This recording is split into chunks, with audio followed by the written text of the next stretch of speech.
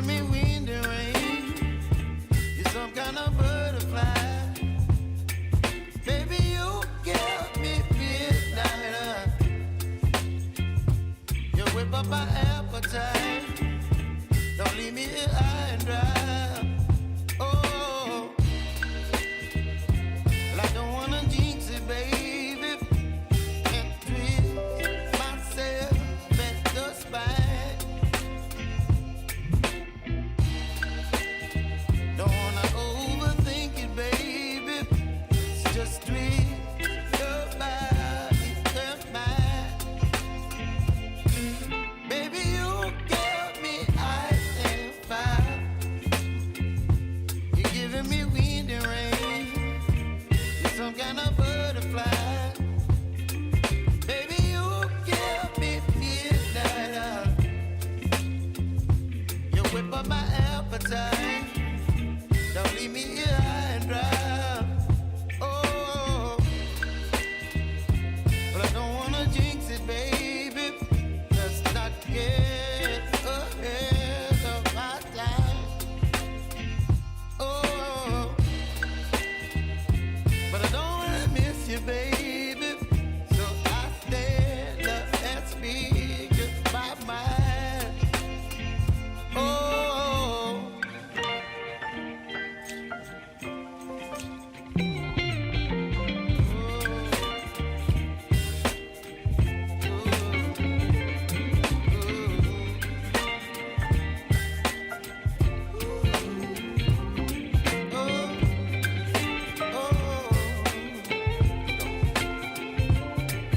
Baby, you give me ice and fire. You're chilling wind and rain. You're some kind of butterfly. Baby, you give me midnight. You whip up my appetite. Don't leave me here high and dry. Baby, you give me ice and fire. You're channeling wind and rain. You're some kind of butterfly. Baby, you give me midnight. You whip up my appetite. Don't leave me here high and dry. Oh, oh, oh, oh,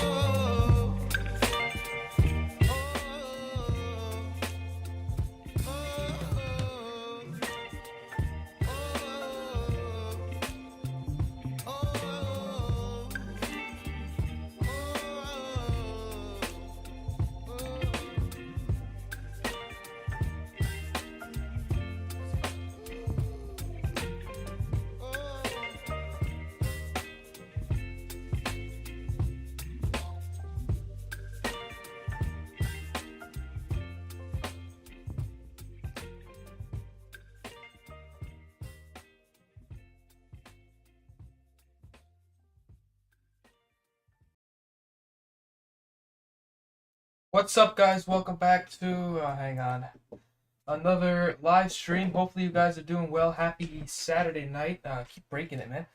Great intro to the stream. Okay, welcome back. I hope you guys are doing amazing as always. Today we are obviously in something we've never flown before on the channel. I've gotten to take a couple test flights in it this week, and honestly I've been nothing but pleased with this plane. You guys might have just seen there, I quickly updated vPilot because somehow they always manage to find updates to give this client, even though it works perfectly fine. Whatever. So yeah, again, guys, hopefully you're doing well. Today we're flying. We were originally going to fly down to, what's it called? Marathon, but I found a really nice freeware scenery for a place called, Marco Island, right, of course. It's a pretty, famous vacation spot on the western coast of Florida, so I figured it would be a smart idea for us to go there. That's exactly what we're doing tonight, guys. It should be about 2.5 hours in the air. Obviously, translated to fly guy terms, that's like 2 hours, because I don't fucking, I don't like the wait. We're flying on VATSIM, so like I said, guys, we're gonna do some real stuff. Anyone who isn't here that wants to fly along, you guys got time. Like I said, we got some stuff to load in, and we got the plane to set up. Beautiful plane at that, actually. They did an excellent job modeling the exterior. PBR, everything is just really excellent on this plane. It's a good looking plane. It just is, you know? I feel like we need, like, you know, the older TBM version. This thing's broken. But, yeah, I mean, overall, I'm just super happy with the plane so far. And I can't wait to start flying it. I do know that the stream quality might be a bit suboptimal. I don't really have an answer for that, actually, because there should be no reason as to why it's not working. I'm just going to take a quick look at Task Manager, and then we're going to jump into this plane here and actually get going somewhere. That'd be nice. Maybe what would help us is a quick drop of some settings that might just slightly increase the look of things. This could affect it. I mean, super sampling. I mean, I really don't notice. Do I notice a difference? Hang on. If I see a difference, I'm gonna. I do see a difference. Son of a bitch. All right. I can do a couple things then. Actually, I can bring that back to 768. Just, you know, drop a couple things back here.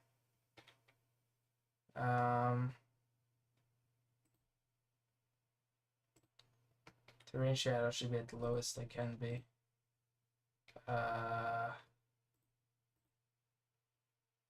Yeah, okay.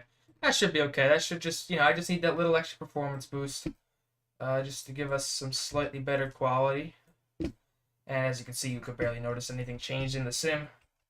So, yeah, let's go ahead and get going. So, we have somewhat of a checklist that I've devised for myself today. And I definitely am hoping that you guys somewhat can use it if you are new to this plane.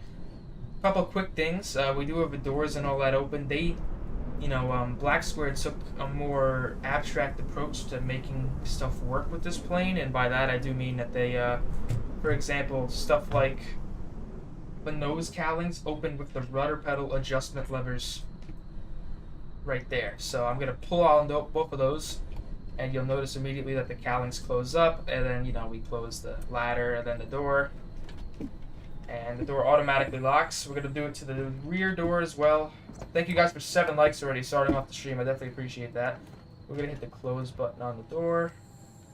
And yeah, I mean, I haven't flown in a couple days, so, you know, a little rusty. I took the yoke out. If it really bothers anybody, just tell me and I'll fix it. But I kind of like it like this. I'm sitting with a yoke in front of me right now. I have a yoke. I don't need to see another one, you know? Let me just make sure. Yeah, that's why it's so quiet. Okay, all right.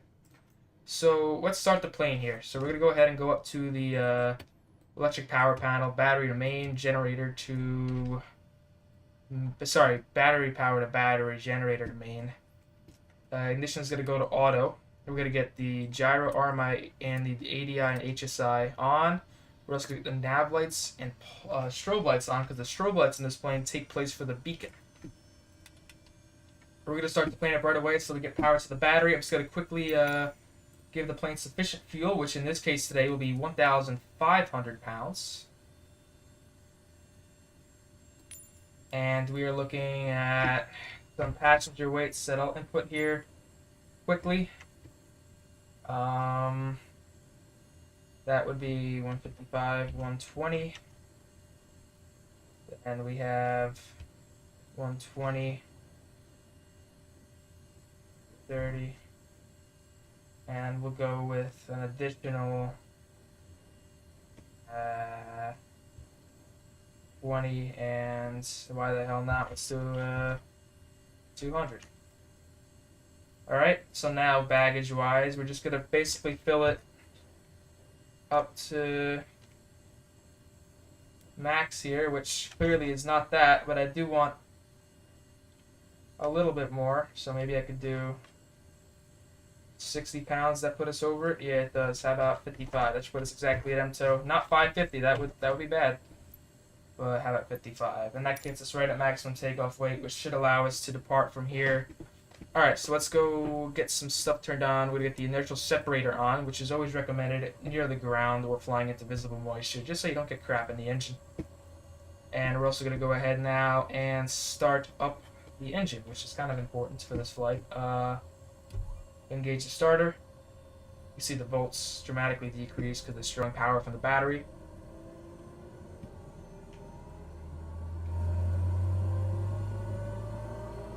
We're going to wait for the NG to rise to about 15, which is 3, 2, 1. Power to low idle. A little more. There we go, low idle. We're going to watch the ITC for a hot start and the NG for hung starts, neither of which seem to be happening. NG is rising stable. ITT is remaining below the yellow threshold and it's dropping.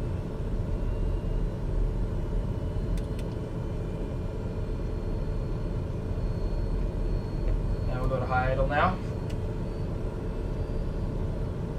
Extra power remains at idle. I just accidentally bumped the throttle. And we have power. So I'm going to go ahead and turn off the starter. Everything else up here looks good. Summer's out, welcome, welcome.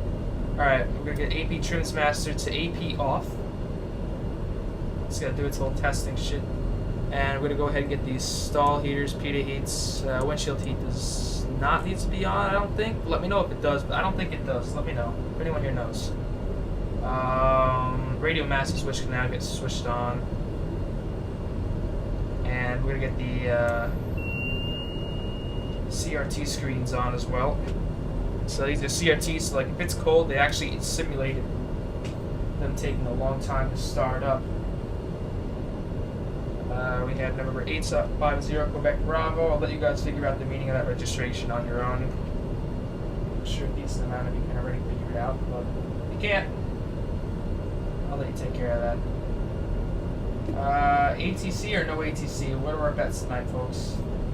It's looking like for here we have 0 ATC, so IFR is our own clearance, our own clearance. So I'm just gonna go ahead and put 2,000 in there. Flight plan now. I'm gonna input this really quickly. So we're gonna go origin is KW. Actually, sorry, it's just W95. Some GPSs don't recognize it. It's kind of a weird airport code. It's not really following any base formats. I don't know why. I really don't. We're gonna go direct to. Actually, I'm not gonna go direct to anything yet, but the destination is KMKY Marco Islands. Then it's direct Delta India Whiskey VOR. Then AR-19 down to Magic. So we go load airway. Oh, that's not right.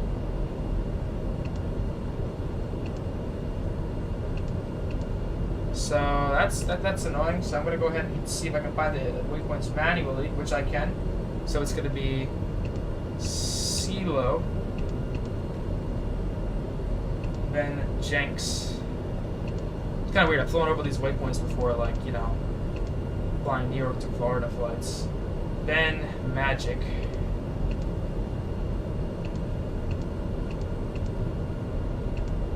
Then I'm gonna go to Highback. Actually, we don't have to go to Highback. We just have to. What up, Real X? So, Somerset, what were your thoughts on what Xworks said this morning? The plane's released. If you guys want the plane, go get it. Everybody has it. They got a little mad, I think. That's all. So, arrival, we're gonna do the Shifty 5 via Highback. And runway-wise, we're gonna go runway 35. We're just gonna give us a 50 knot cross, not 50 knot cross, but 50 degree crosswinds. 50 knots would be a little concerning. Load procedure, departure.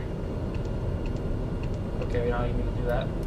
And now we can go to map and everything will be oriented. Faster planes, I leave this as, what's it called? Heading up, but on a lot of slower aircraft using those GPSs, I tend to keep it north up, but in this case I just feel more comfortable with heading up. And we're going to go 28,000 feet as our cruise altitude today. I'm also going to set that here.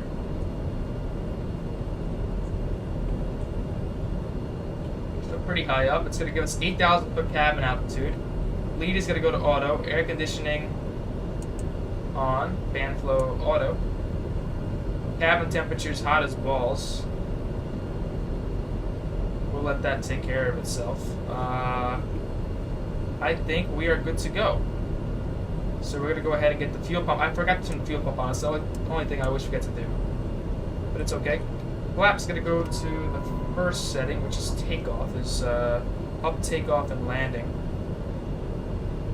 Taxi light, we'll switch that on. And parking brake is released. We're connected to that, so everything there is all set up. Comms will set to 22.8.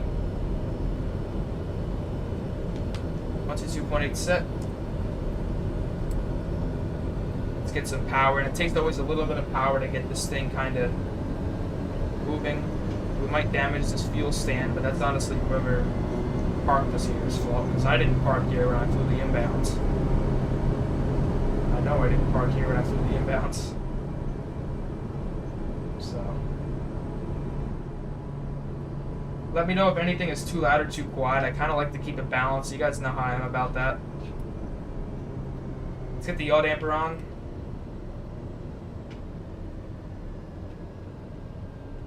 And we're going to go ahead and have a quick look at the winds here, which are unavailable, of course. But is there a windsock here? Hang on, let's go ahead and just hit the brakes.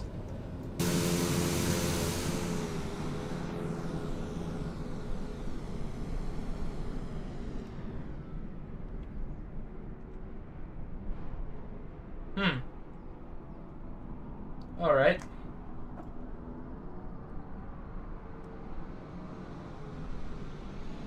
This is wonderful. There's no windsock. Yes, there is. I see one. Alright, looking at the windsock, it seems like the runway right here is going to be favorable. Sounds are good. Excellent. Alright. Parking brakes off. And Ocracoke Island traffic. TBM 850 Quebec Bravo is departing straight out runway 24 Ocracoke Island. Cool. And we'll go ahead and get some power up here. Landing lights are on. Sorry, turn the pulse off. I always forget to do that. Make sure you're in proper full forward. We're going to do a static takeoff here because we're really heavy. We're at MTO, like I just said, so definitely going to opt for that that extra runway usage. Horrible lineup, but please excuse that. And let's go. Advance the torque to 100%.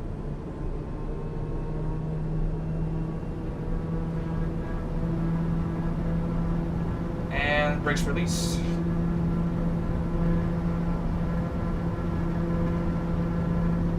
Airspeed alive. A little bit of aileron to the right.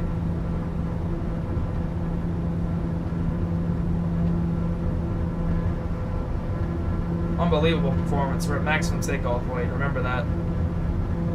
There's 85. We're going to rotate. Come on. There we go. Positive rate. 0. Keep the nose somewhat down. Very bumpy, as you can see.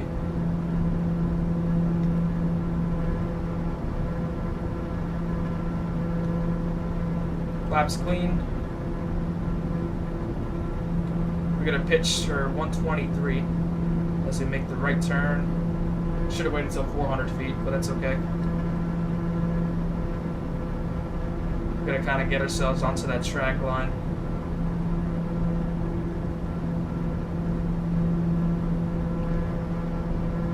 Yeah, I mean, it's excellent. Like, that was a really short runway as well. Alright, nav mode is going to get set. We're going to hit IAS mode as well. Actually, I'm not going to click IAS mode yet. I want to get a little bit slower, actually. The published max climb speed is 123, which is right at the end of that white tape there. So, climb at about 2,000 feet per minute, maybe a little bit more than that if I can.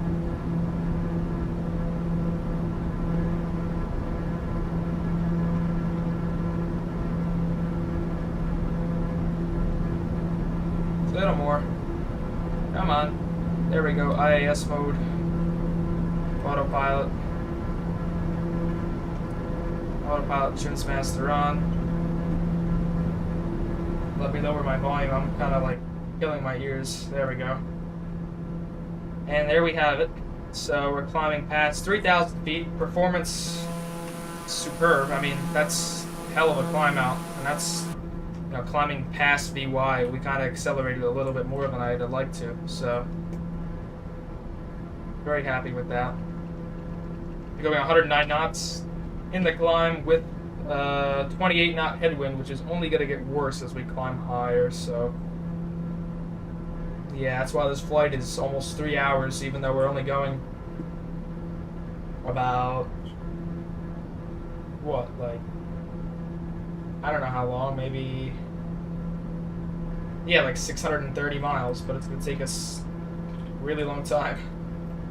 So I'm going to try and cut that short, of course, but I don't know how much I can guarantee. So once we get down to about 1,500 feet per minute in the climb, I'm going to engage 850 mode. For those of you not aware of what that is, it basically allows the flap lever to be moved up, which in turn takes off the torque limitation on the engine and allows you to bring the torque up to 121.4%. If you do that, you're going to get a lot more performance, but you can't do it during takeoff or landing or any of that stuff. It's really only meant to be done when you're in a climb phase and the ITT limitation isn't too high. Stuff like that. So what's funny about this plane, so like it's kind of like a super rule heavy plane, right? So like it's not allowed to be operated past 38 degrees Celsius, which basically makes desert environments in a lot of scenarios just impossible to fly in. You know, it's just kind of weird like that, I guess you could say. But you know, it does climb really well. I think it's just the engine that might provide that limitation of outside air temperature. So now we're climbing past 6,000, no more visible moisture, any of that crap. We're going to turn off the initial separator. We're going to change the flap setting to 850 mode. And now you're going to notice the torque surges. I don't want to surge it that high. I'm actually over torquing it. But I want to bring it to about 118% because a lot of people will do what I just did. They'll just let it slay them all the way forward and they'll beat the shit out of the plane. But it's not exactly my goal. So you see, I just kind of want to edge it back just enough where it's comfortable. So like maybe right there should be good enough. And we're just going to keep climbing at that power setting. And you'll notice we definitely did increase our climb rate from about 1,500 to almost 2,000 feet a minute for a second there. Obviously, I brought the power back a little bit because I don't really want to over-torque the plane. But, you know, I could bring it higher in regards to the actual limitation of the plane. But in regards to what I'm comfortable with, I don't really know if I wanted to do that, you know? Because this is my personal plane. I have the registration's my own, the livery is off the flights MCO, but it's basically my own, you know? Alright, I'm going to bring this plane's just super loud. Once we get to cruise, you guys will notice that I'm going to bring the prop RPM back a little bit, and it's just going to be so much quieter, but for now this thing's going to sound like a vacuum cleaner. So, yeah. See, I got TCA throttles back here for our future Airbus endeavors whenever Phoenix decides that they don't want to gatekeep their IAEs anymore because they're fixing their CFMs. What up, Fire? Good to see you, man. Welcome, welcome. Welcome aboard. We're just climbing out of departure now. We're getting up to about 28,000 feet. If you want to see some like performance stuff, you're welcome to scroll back to the departure real quick. We got off the ground a lot faster than I thought we would. I mean, there was a strong headwind, but I still think we would have been plenty within the margin of overrunning without the headwind, so that was very impressive. Landing lights and taxi lights are going to get switched off now. And we're just going to keep climbing as we are. Cabin temperature of 70 degrees. We might get a little bit warmer than that. 70 is kind of cold. And yeah, look at us. We're just climbing our way up. I'm going to keep this slow ground speed for now. I know 120 knots is painful, but we should about at least double this at altitude. I mean, if it gets really slow because of headwinds, I'm going to try and find us a different way to get down there. I mean, 300, the winds look horrific. 280, well, 240 was actually what will be closer. No, it will be closer to 300, but really, no matter which way you put it, the winds are just brutal. And once you get down to that lower altitude stuff, you just become super inefficient. We wouldn't have enough fuel to make it there if we cruised at, like, this altitude, for example. I mean, we're still burning what? Let's go down to the engine monitor here. So we're going to go to fuel. It's not true. I don't know why. I don't know how I can update that, but it's not true. It's also not true. Also not true. That's true. So 67 gallons per hour really isn't that bad for cruise. I mean, I usually plan... Today we'll probably be burning about 59 to 62, so we're not burning more fuel than we would be, to be honest with you. It's just how efficient and how fast the plane is that really changes with altitude when it comes to these turboprops. It's not even the fuel burn. The turboprops sip gas. I mean, 60 gallons an hour is not that bad for a plane that holds 290 gallons. And, you know, you look at the newer TBMs and they hold even more than that. And they have more efficient engines. So like the 960, for example. Incredible. Like, you could go New York to Florida, which you could do on this plane, but on that plane you could do New York to Florida and have, you know, enough reserves to go to a whole different city in Florida if you end up getting caught with one of those summer storms or have to deviate or stuff like that, you know? It's just, the newer TBM is going to be a lot more wiggle room. So, like, I definitely think within the next couple of weeks we'll do a comparison and we'll fly up in the TBM 930, which is what's default. And honestly, the people always crap on a default plane, but it's a lot nicer than it used to be. Honestly, I don't hate it. What I do hate is the interior color of this plane. I'd like to find a way to fix that. But yeah, TBMs are cool. I mean, I don't know if you guys ever watched Steve-O One Knievo in his prime when he flew the 850. But that's honestly like why I love this plane, just because I watched it. I've watched him since I was like 7. Maybe, I couldn't be right. Maybe like 9. I would go on like my little iPad. I was an iPad kid, you know. I'd go on my iPad and I'd see him. And, you know, that's how I learned about the whole procedure base of this plane and how he likes to do things. We're going to edge the torque up a little bit higher here. Just reasonable. Nothing insane. Just reasonable. And, you know, we're still climbing at almost 2,000 feet per minute, which is, like I said, amazing. I'm thinking also, by the way, I'm going to do a poll, but I'm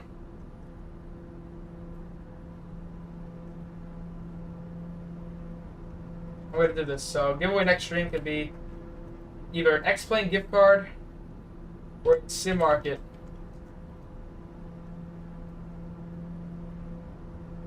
Which is the MSFS stuff. So that's totally up to you guys, but I'm going to put that up here. See TBMs up close, but inside them. Yeah, I mean, when it comes to a job, you know, you fly Part 135 after you get your CPL and you want to, you know, build experience, like, this is pretty damn cool. We're going to go half bank and soft ride. It should give us a bit of a nicer experience as we keep climbing here. But they really look like fun planes to fly, because reality is you're flying at the speed of a jet. I mean, today with this headwind, we're going to be doing not that, but, you know, 120 knot ground speed, even climbing with a 56 knot headwind, we could really be going 56 times 2 is 128, 118, excuse me, holy Christ. But 118 knots faster than this, we'd be climbing at about 238 knots. 237 knots exactly. And we might have a slightly lower climb rate at that speed, but that's in the climb phase. Our airspeed would increase to about 200, maybe 180 knots, so you'd get an extra 60 knots, so we'd easily break 300 knots going the other way right now, which is just insane, you know? But this is not going to be that record-breaking speed flight. I can't wait to fly the other way up the coast. This is my first trip with this plane, so I flew from New York to this island, I think on Tuesday, maybe Wednesday. I think it was Wednesday I did this. And no, it was Tuesday. On Tuesday I did this. And it was about an hour 44 minutes, but that's kind of where I was like, wow, I'm up at 30,000 feet in a prop plane. Turboprop, but still prop plane, There was one ITT limitation. I think it's anywhere above that red line should not be, used past, I think, for more than 5 minutes. Like if there's a power setting that requires your ITT to be over that red line, you shouldn't maintain it for anywhere more than 5 minutes. So I'm just gonna slowly edge the torque up, but I'm gonna keep a sharp eye on the ITTs, which is, it's getting close to the limit. But this is a brand new engine, so I honestly, I don't really care. We could increase our airspeed to maybe 140 knots, but then it would take us a really long time, to get up to cruising altitude. And we are going to do a giveaway next stream. I should clarify that. If you guys are here and want to click on the poll, you're welcome to do so. But I am going to do a giveaway next stream. So, really, it's X-Plane or MSFS are the options. But I'm not going to give you guys an MSFS gift card. I'll give you guys a SimMarket gift card.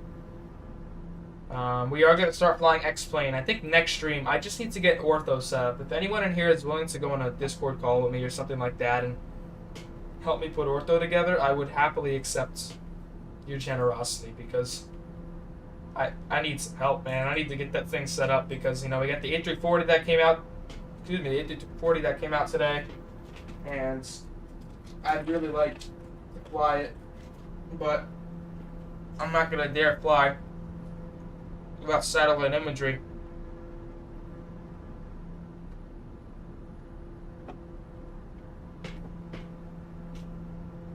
So anyone willing to help is welcome to do so.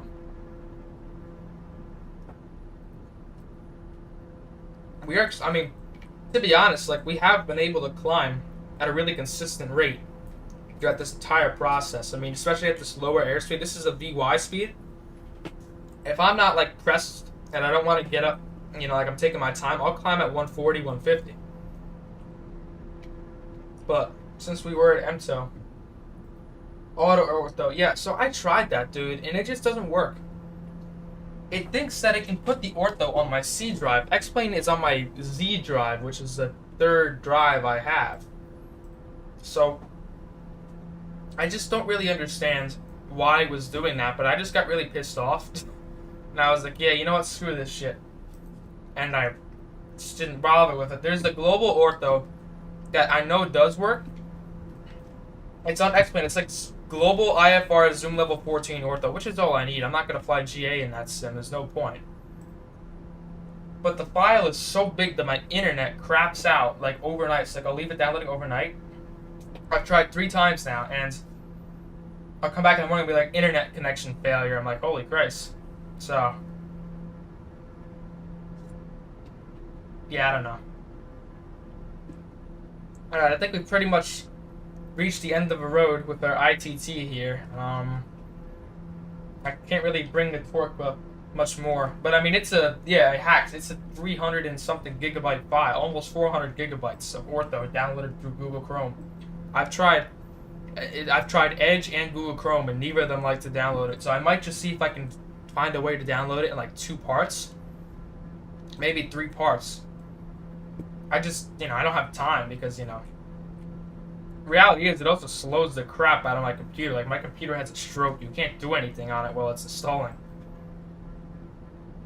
So, yeah, I don't know. I'll get it figured out. It looks like we might just be avoiding ATC the flight down, which is kind of funny. The only thing I might do to save us time is fly direct. Our routing is stupid. You guys can have a look here. This is what SimBrief gave me. So the arrival starts here, and it takes us on this stupid, roller coaster ride. And it's not the storms or anything. Look at the radar. That's not jack shit here. Oh.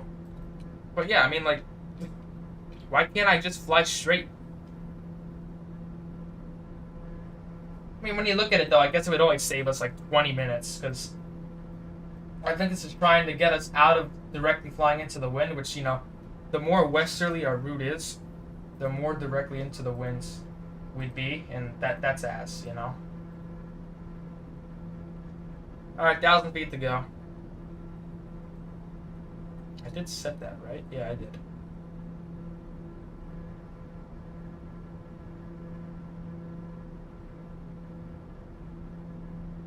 $85 knot headwind, my favorite. How glorious. 85 knots. So nice.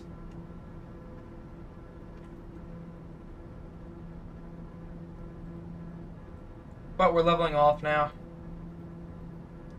Torque limitation, it brings the torque back to 100% automatically.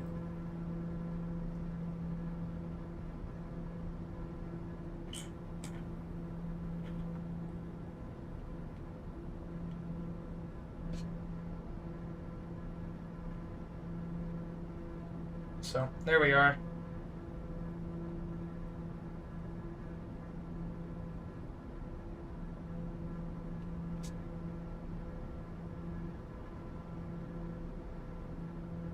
We're gonna get up. We're just gonna let the plane fully level off, and I'll back the RPM back and stuff. I just want to get us a little bit more planed off in a way,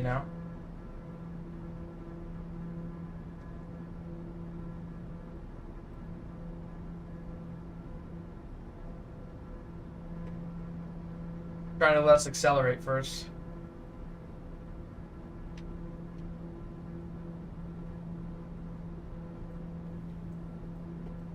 And yeah, here we are.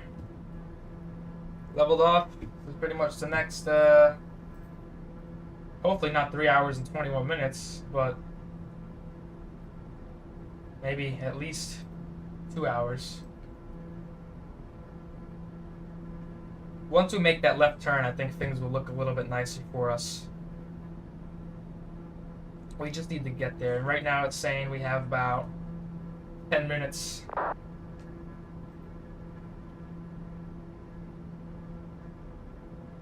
So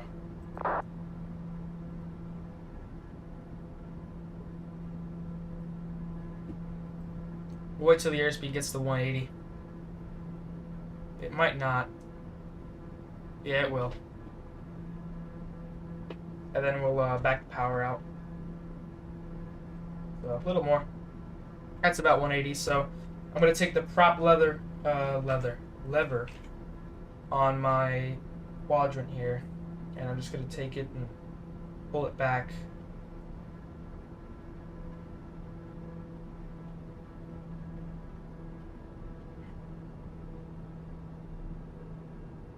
To about 1900 RPM, and it's just a much less ear painting environment. The only pain left over now is our ground speed, which has sadly only reached 218 knots, which is about 240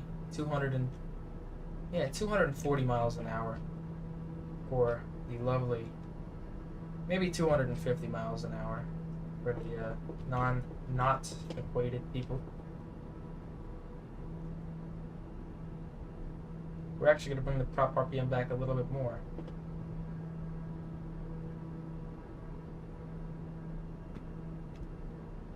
And we're burning 59.7 gallons per hour. The NG is a little bit higher. I don't really feel like, actually, is it rising still? It should not be rising anymore. No, it's not. We're good. 223 knots. Okay, we're still slowly accelerating. We might hit 225. Well, this is the worst of it. Once we get 87 knots of headwind, it's just illegal. But once we get that 45-degree left turn, I think we're going to be in for a much nicer ride, with at least a 20-knot speed gain.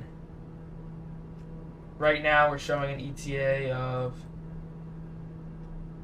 10:30 Eastern, but like I said, I think that's going to drop at least 25 to 30 minutes once we get things situated.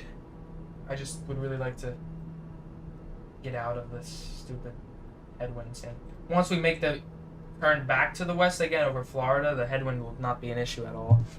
It's really just right now that we're having an issue. So, just tough it out, folks. Tough it out.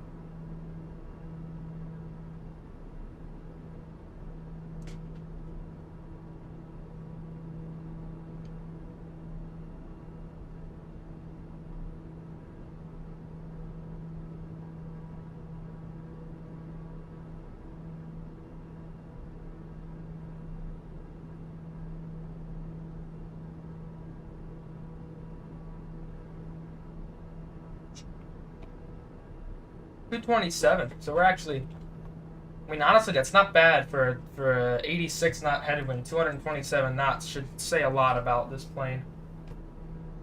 I'm gonna go ahead and bring that audio back a bit.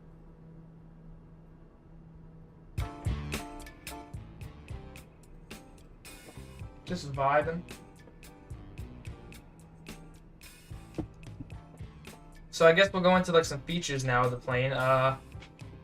You could have chosen from a range of cockpit variations. Oh, I know this song. Hey, I actually have to change this. YouTube music has been bugging lately.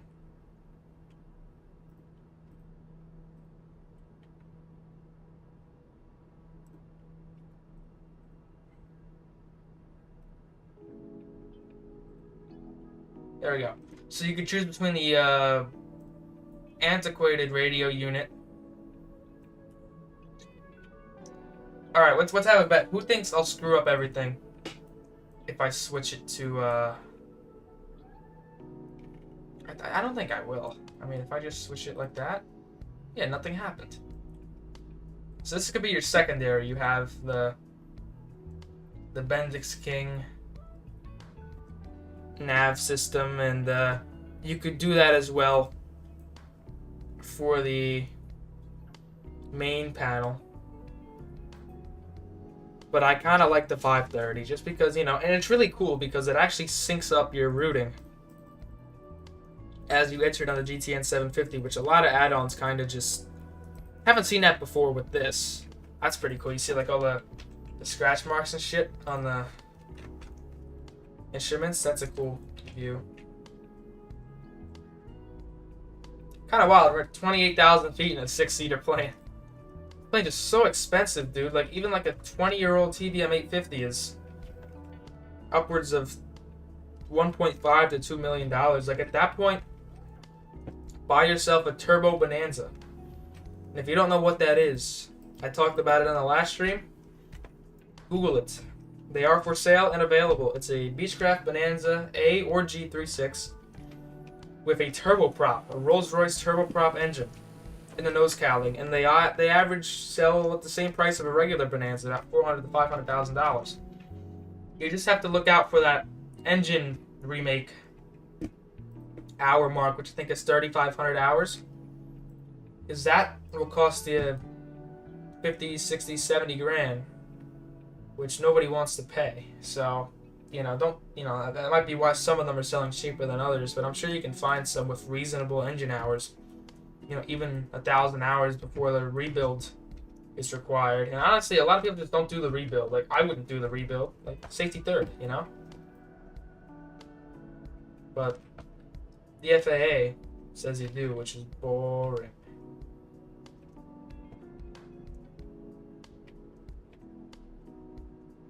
About 60 gallons an hour is really what we're getting up here. Not terrible. It could have been way worse. We're getting bumped around a lot though, but I think the soft ride does somewhat try and counter stuff like that. If anyone knows exactly what it does, let me know, but I just know that if you engage it, I think the way the autopilot handles certain maneuvers is a bit different. I could be wrong. I could 100% be wrong, but I might not be, you know?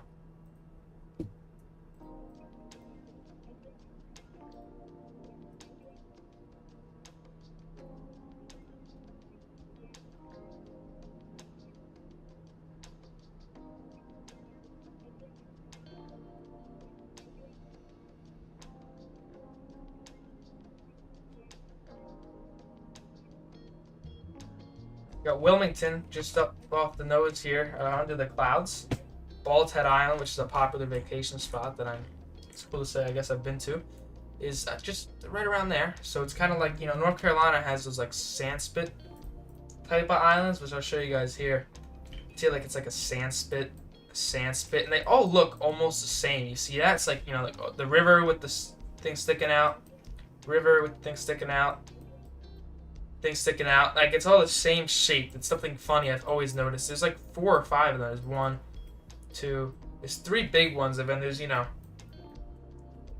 those little notches and kind of inlets and stuff. It's the Outer Banks for you. It's pretty cool. I've always found it fascinating how, like, just the way river deltas and sand and stuff like that settles.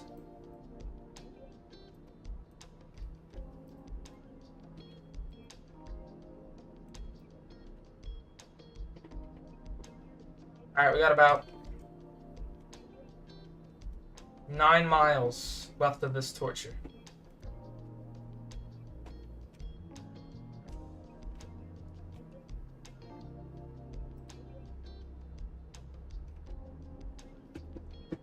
Would have been definitely a little bit nicer to fly the CJ4 tonight, because that would have gone not twice the speed, but maybe 100 knots faster.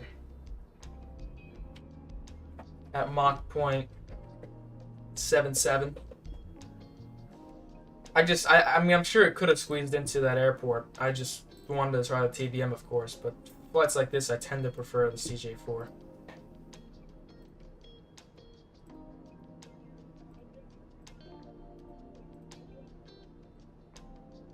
But you can do a lot of options with this plane. Like I said, 850 mode, which is something a lot of people still don't really understand.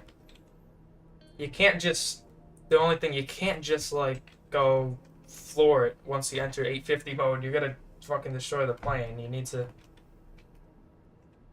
just slowly allow the torque to advance. Bring the throttle back if you need to, you know? There's 231 knots, and we still have 1 less knot of headwind, so we're making out pretty good right now. And fuel on arrival should actually work now. If not, I have a way of using that calculation. So we're doing 3.82 nautical miles to the gallon. Fuel at destination is 0 gallons. It's not going to take us that much. I don't know why I think it's broken. But instead, I mean, if anyone knows how to use it, please tell me.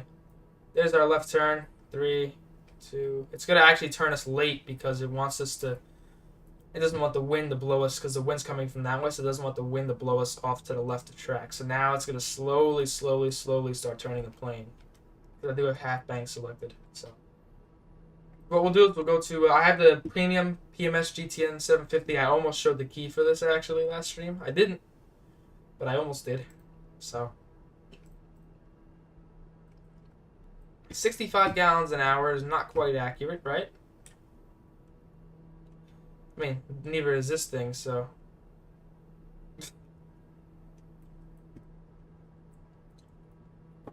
We should have at least 50 gallons. We need to have a minimum of 60, but that, you see, once we get speeding up here, that'll change. And we're not burning 65 gallons an hour either, so...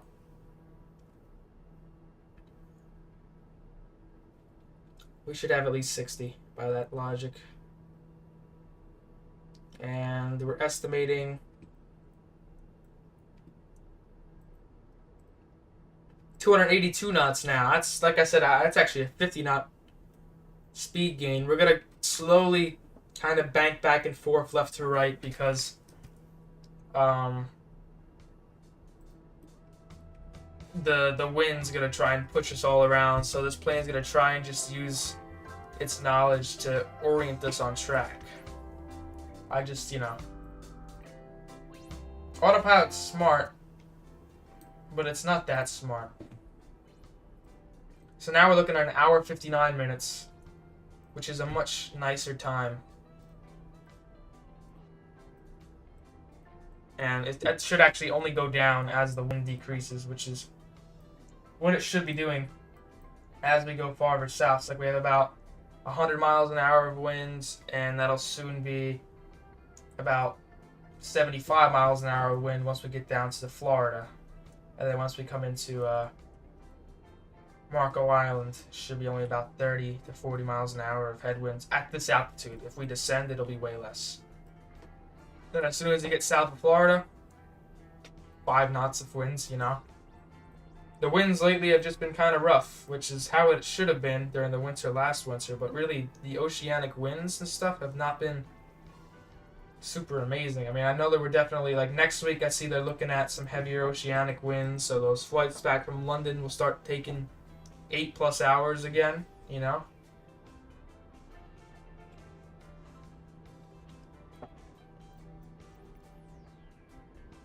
I got the time set to the morning because no one likes to fly at night. We've been over that.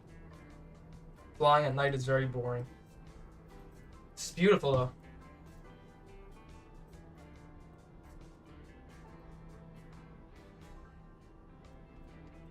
Very nice.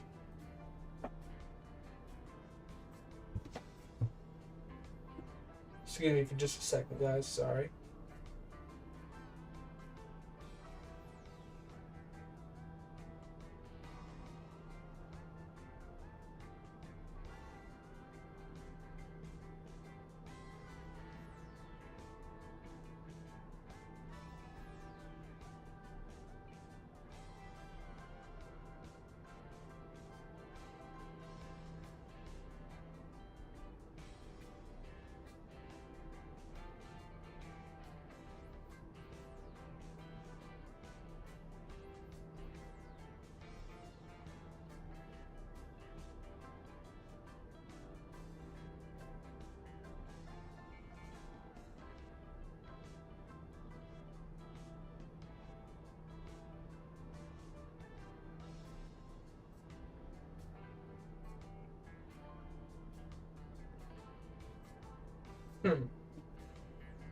Flying that isn't too bad, but like we're flying into freeware scenery, you know, like, and we're flying a brand new plane, you know, it's boring.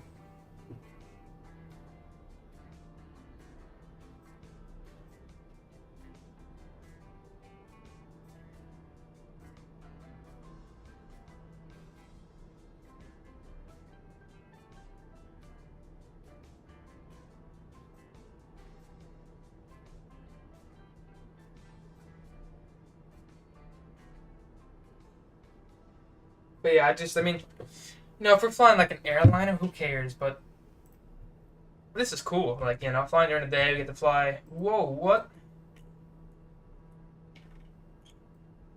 Oh, that's 9, not 3. I thought we dropped 700 feet. I'm like, nah, man, we're tripping.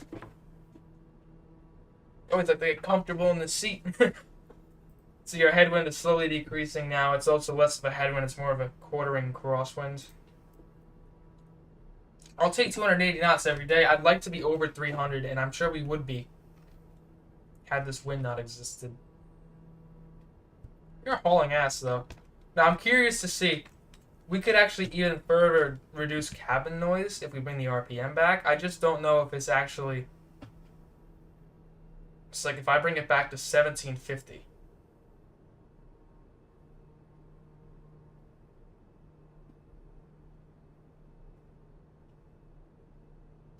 See, we're losing a knot.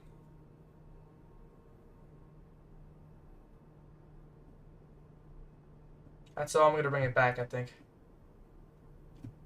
See, we lost 2 knots. Let's see if we lose much more. Yeah, there's 3 knots. If we drop below 270, I'll bring it back up. I'm just curious because this is so much quieter.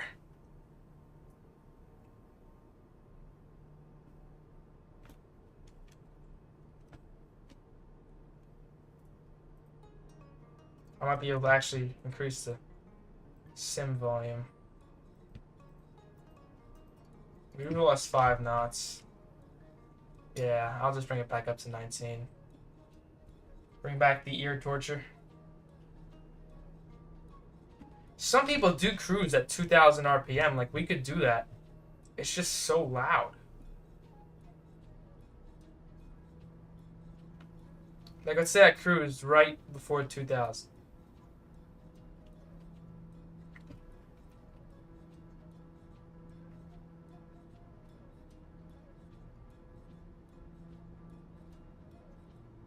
It's like just before red line.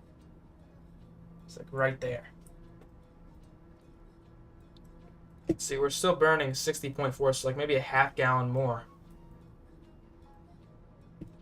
But we might hit like 284 knots, so we might get like a 3-knot increase, you know?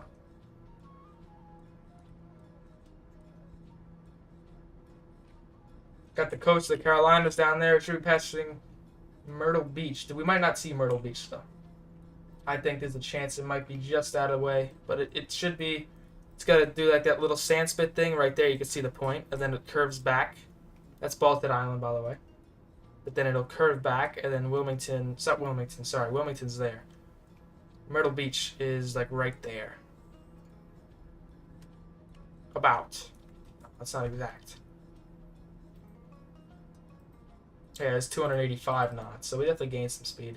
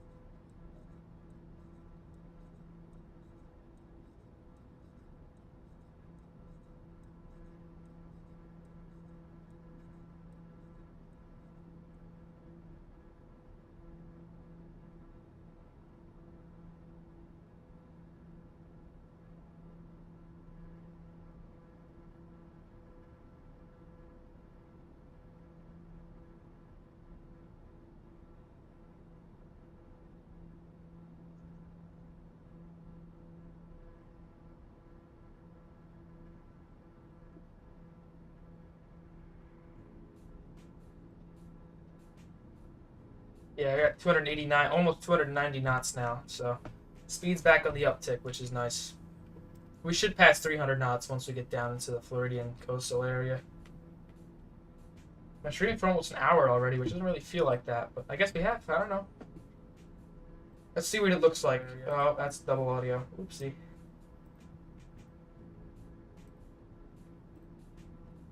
Crazy departure. That's 6 votes. Most people want Sim Market. In fact, everybody wants Sim Market, which proves that X-Plane is dead. Ah.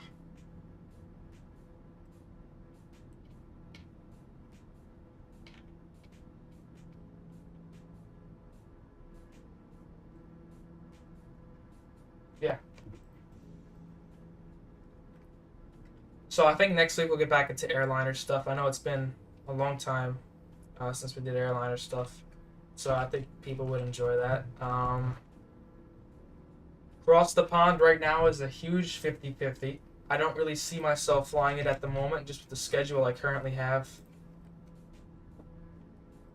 for that Saturday. But I am going to try and get a slot. And if I need to, I'll trade the slot out or I'll give it to somebody. Do I want to do that? No. But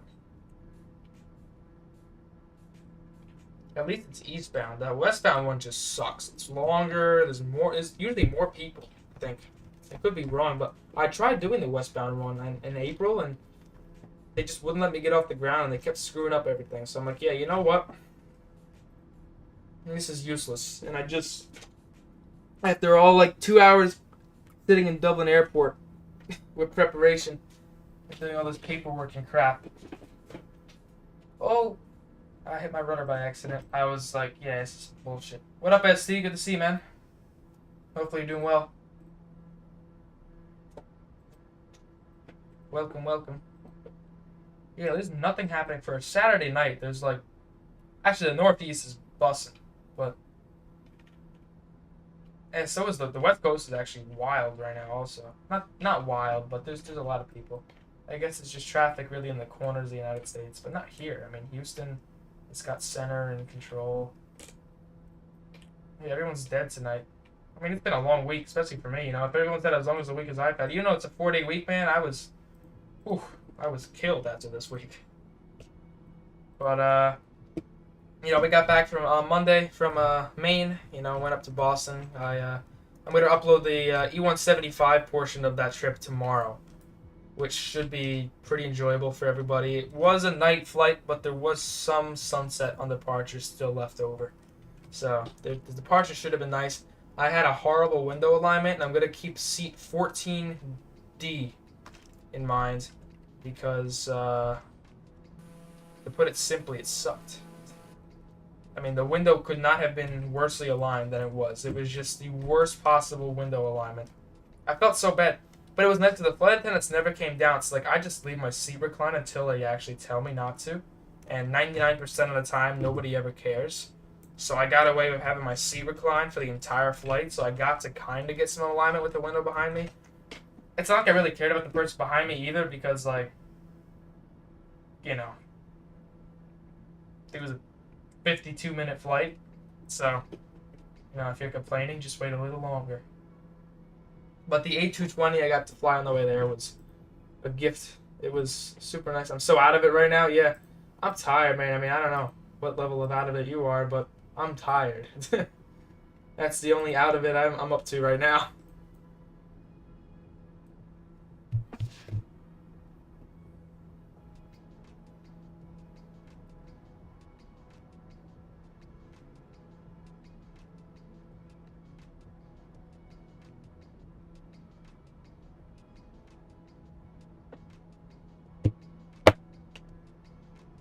Alright, so I think it's pretty, I'm going to end the poll already. So it looks like MSFS gift card, not MSFS gift card, but Sim Market gift card is going to be the winner for next week. I will determine the amount on that pretty soon. School and floor sports flown twice this month. Honestly, I wish I could say I flew twice. I haven't flown since maybe August, early August or late July. I think early August. Like, I've been destroyed, man. Like, I just haven't had no time, you know? Like, thankfully, the sim is keeping me sharp, but I just don't have time. You know, I texted my CFI. I haven't heard anything back, but hopefully, you know, some time will work all right for him. Obviously, it's been fucking raining all weekend. It's actually rained in New York. It's rained every weekend consecutively for the past 6 weeks. This weekend is raining pretty much the whole weekend. I mean, I don't see it getting any better. So, yeah. Honestly, had I done a sport too, I would have been killed. Like, I'm already busy, you know. I'll still work out though. You gotta work out. Have fun in 2 months. Yeah, same here, Axe. Same here. We're in the same boat. I can't wait, man. I mean, I should be soloing in only a couple months, so once that happens, like, you know, I have a GoPro Hero 12, so I'm gonna stick that on the wing of a Piper Cherokee, and that should be a pretty fun YouTube upload that hopefully gets some views. It'd be even funnier if it fell off the wing. That would, you want to talk about getting views? That would be that'd be a view getter right there. Is the stream quality okay for everybody? Is it blurry, choppy, both?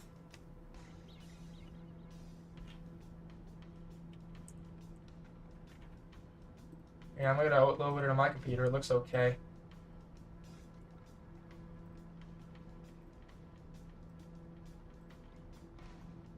Yeah, 5 times. I canceled. I was gonna fly like early September, and then it just fucked me over, man. I was just, it's a mess, dude. And I still gotta finish ground school. That's like the last step I have before soloing. So, but ground school, I mean, you know, I'll find time for that. I'm gonna take like a break from school and just grind the whole thing that weekend, you know. I look forward to such things. Maybe we could do a stream study session. Some of that Twitch lo-fi shit. That'd be fun. Play some of that chill beats or whatever the hell they call it in the backgrounds.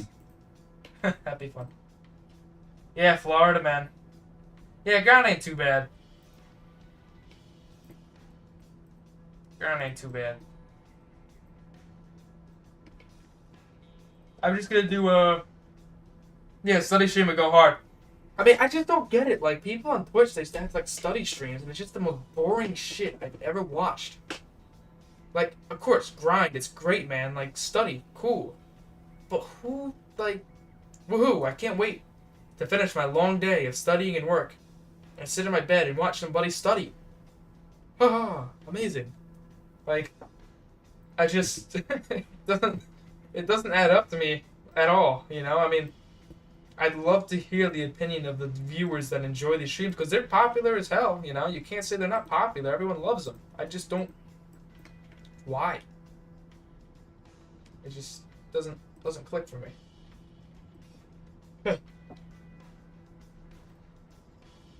Doesn't click at all.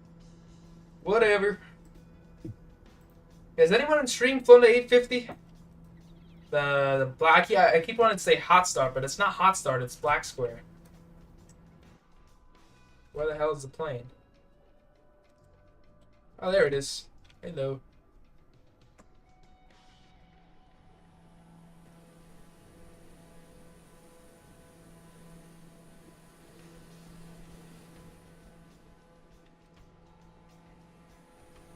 It's a good looking plane.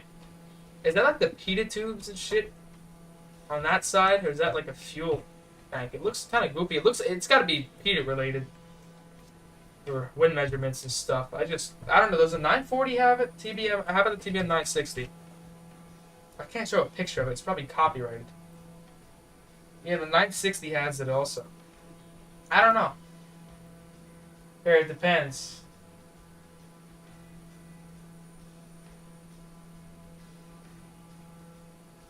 Yeah, I mean, I'm sure it's cool, like friends and shit, but like, I don't understand. It does not make sense to me. Why?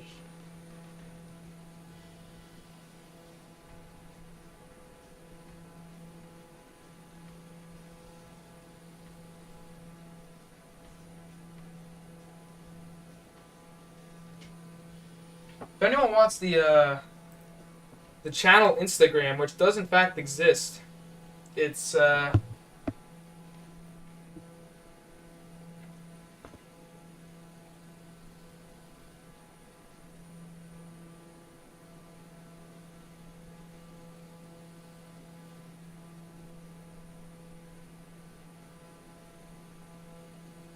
just copied my.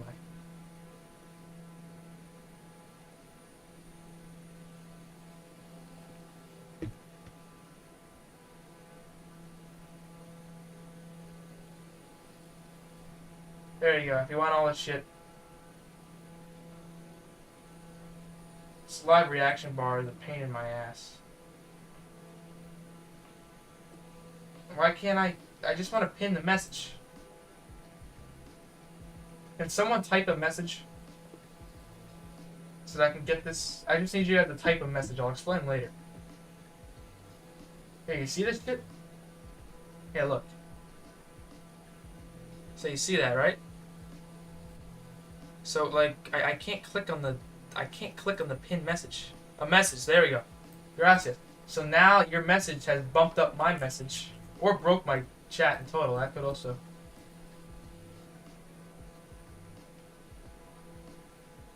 Oh wait, no one could even see my message. That's some bullshit. I typed a message. You guys couldn't see it? Hang on. Does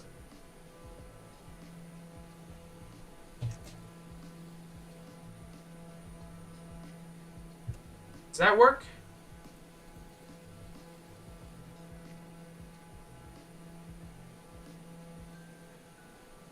Alright, hang on.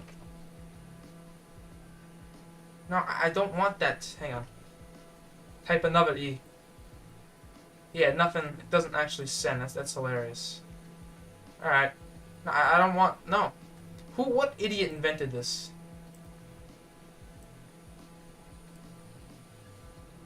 That's some weird. Hang on. You can see the E. Yeah, okay. Okay. Interesting. But if you guys want my Instagram, there it is. I guess that's how we'll do this. I don't know why YouTube is bugging. It'd be funny if they censored it because it has the word instant in it. some bullshit. I got 108 followers. I post some random shit here and there. Excuse me, I got the hiccups. I didn't even eat anything in the last hour. I have hiccups. Yeah, I post the A220 post, some MSFS stuff, some IRL stuff, some cool pictures. No, everybody likes cool pictures. So, yeah, go ahead and follow it. You deleted Instagram? Damn. Instagram, I mean, look, it's honestly become the new TikTok. TikTok is just an NPC platform at this point. It's just lost traction. Whoa. Maybe that's why the fuel indicator was bugging. Goddamn. Alright. Goddamn. Alright. Remove.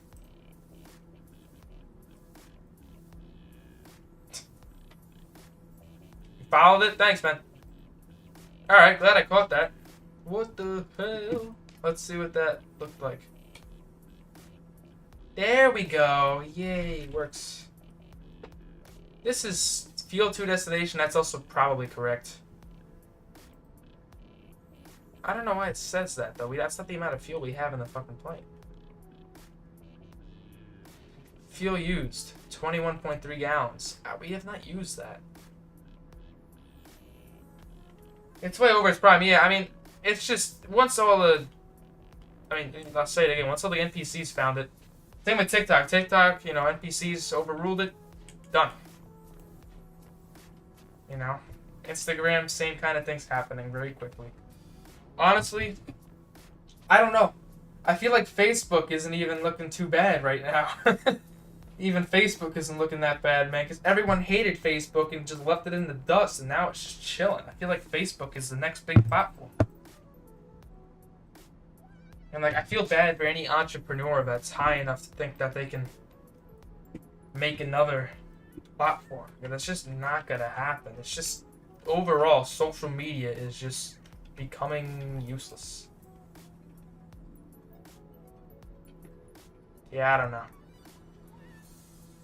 Facebook, yeah, the marketplace is something I browse very often. I love the marketplace. I don't have a Facebook account or any of that crap. I mean, I think I do. I don't know, but it's like I use Facebook. The marketplace is an excellent place though. What an excellent invention. I wonder... Excuse me. Maybe there's planes for sale. For sale. Facebook Marketplace.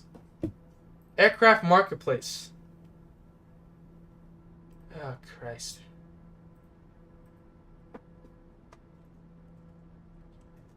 They definitely suspended my account or something. Yeah. Yeah, they banned my account on that. Okay, alright. I don't know what I did. They said it did not meet my real authentic use. So maybe like I had a weird username. I don't know. I haven't used Facebook in so long. Whatever. Oh no, I can't use Facebook and chat with old people who complain about things. Oh no. What will I do? My life is ruined. This is cool. All the fucking lights turn on. See that? Well, that doesn't. But this does. See that? Look at that. Let's make it nighttime real quick.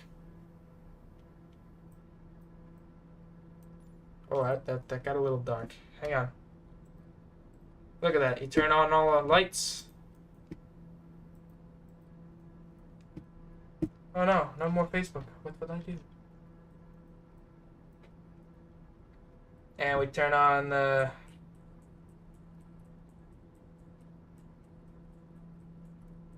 That's bright as shit.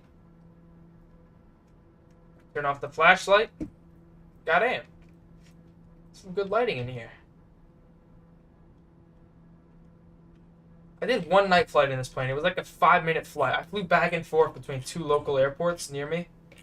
When I first got this plane, I did like 2 or 3 back and forth legs. Let me make it daytime. Oh crap, I don't know what time it was. Hang on. Let me look back at the stream. What time it was? What time was it? Hang on. I don't know what time it was. Give it a second. It was 9:04. So if I make it like 9:06, we should be okay. Crap. Alright, whatever.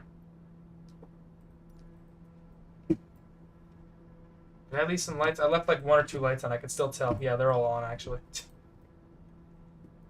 Off. Off. Perfecto.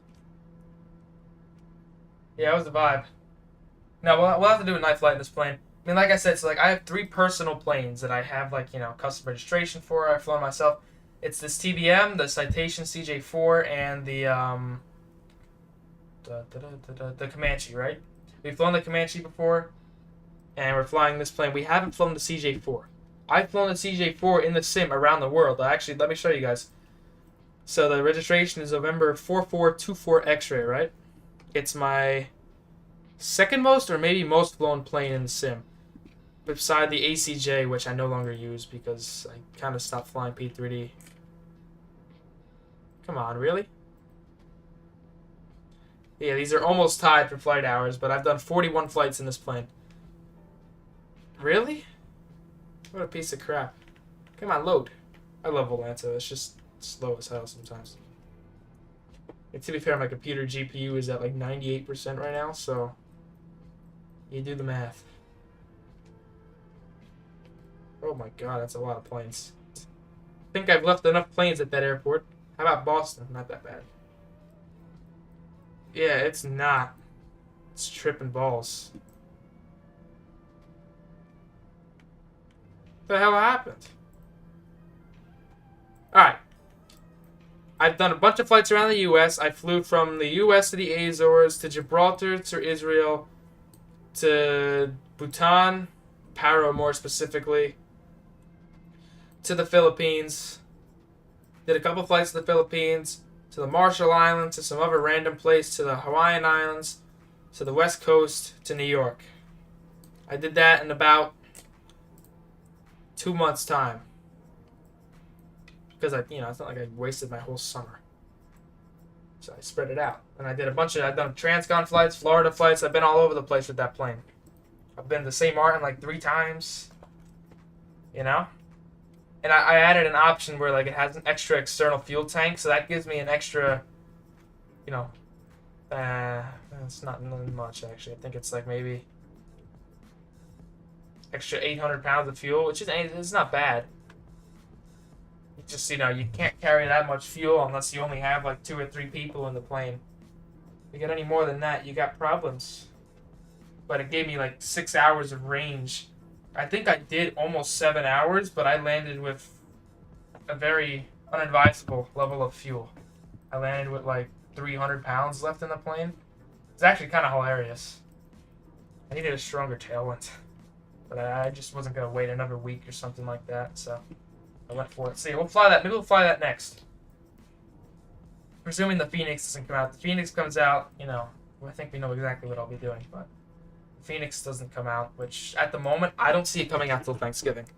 I know that's like way longer than they said, but Thanksgiving. That's just my deadline. Like that's it.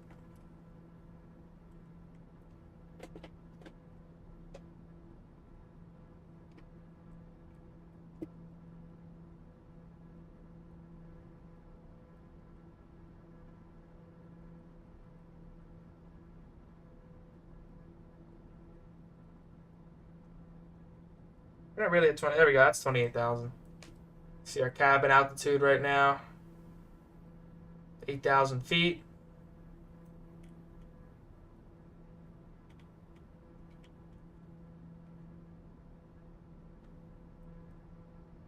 Cabin temperature 71 degrees, which is that nice sweet spot.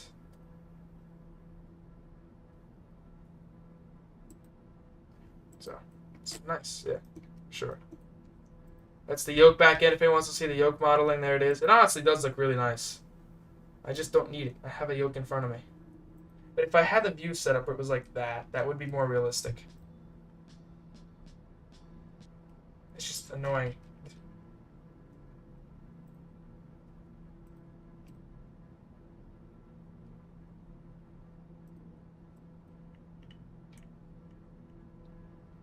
I don't know about that eclipse. Is it visible?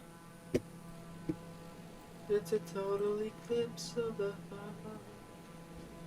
Yeah, wait, let's go back a day. Hold on, everybody. Shit. Yeah, October 14th. It was over here. I remember seeing it. Let's see if we can see the eclipse, guys. Where's the sun at? Does anyone know when the eclipse was? I mean, it was cloudy here. Oh, wait. Jack shit happened.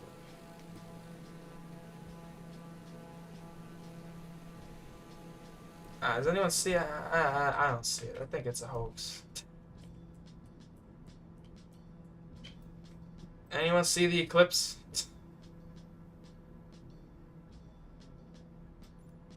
Christ, is that it? Holy shit. That's not it. It was sometime during the day. I know, like, on this coast, you can only see, like, 25% of it, but I know you can still see it.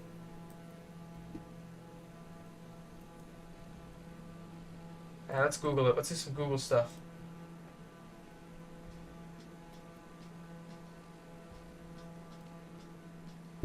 When was the solar eclipse? October 14th.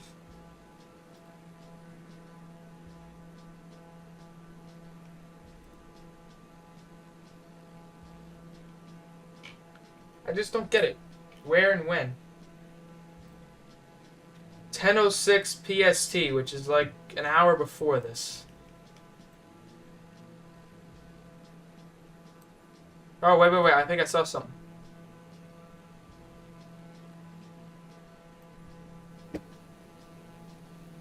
Yeah, no, whatever.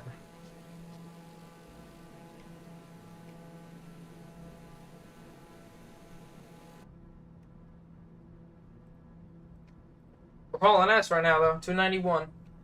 It might go down a little bit if we make the turn at Magic. I don't know why the wind isn't easing off, though. It should be easing off.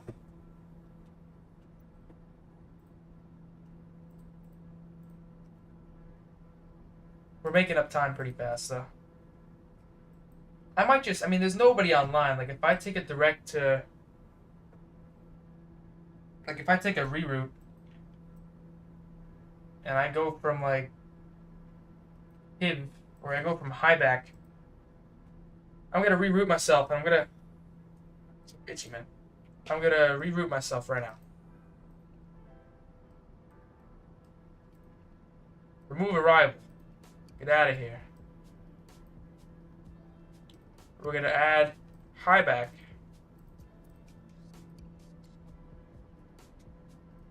But then we're gonna go to the Lima, Bravo, Victor, VOR. And then from there, we're going to make an approach. Not an arrival, but an approach. And since the winds are still going to stay in that general direction, we're going to runway 35. Zoom out. We don't want that approach. Probably don't want that one. Actually, maybe we do. But what does this one get us? No. Yeah, onsaw maybe? Nah. Alright. Cool. What approach? LBV. We go to deeds. So I'm going to go ahead and edit my Volanta routing.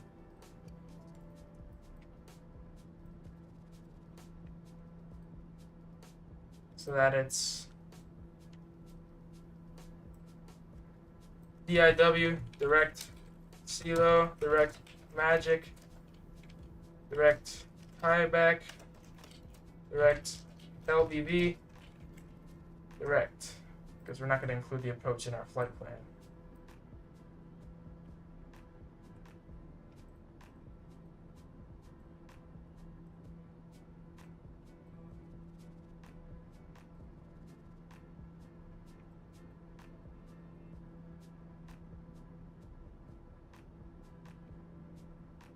Cut some time off our flight plan, which is nice. And I'm gonna go ahead and refile this now. disconnect real quick. File. Connect. Voila. That should give us a bit of a nicer... I mean, we might have a bit harsher winds, but it's going to be a lot less ground distance, which should cut our time a bit. Because that was just stupid routing. So now for you guys to see what this looks like, instead of doing that whole up, down, left, right all over, we're just going straight. Yeah, we're cutting between the major airspaces, things south of Orlando, north of the Miami area. So, in my books, that's a win-win. And I'd say probably about 100 miles more until we start to really see the wind decrease, which could happen pretty soon.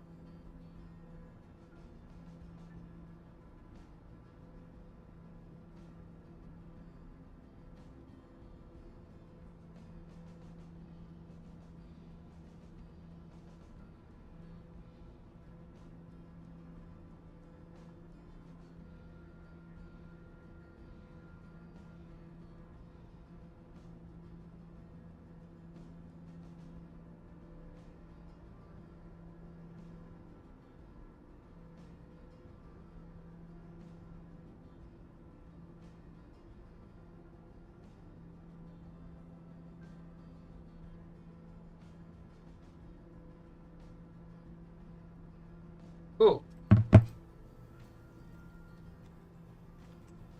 It's like pretty cool. They like modeled the stitching and stuff. Oh, yaw damper needs to stay on. That's pretty cool.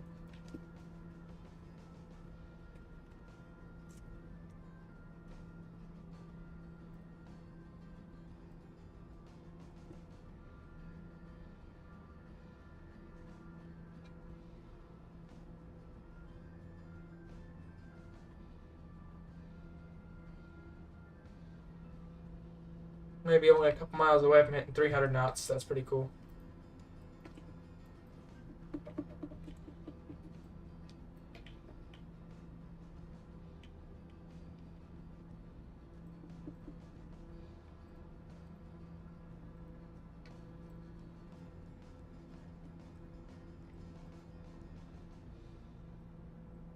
Yeah, we're just chilling. Again, guys, if you're new here, please be sure to hit the like and subscribe button. I do really appreciate it. I do post a lot of IRL content as well. It actually has pretty much made up the majority of my new subscriber base over the last couple of weeks. But if you do like doing this, please be sure to hit the subscribe button. I would appreciate it greatly. Thank you guys again for watching. Alright, so we can take a look at a couple other things here. This has always mystified me. So let's go ahead and I don't need to do any of that. The engine's good. If we use the range buttons, you can go up and down. I think it's log that has the actual settings. Like global failure rate, I just do real time, random. Detailed settings.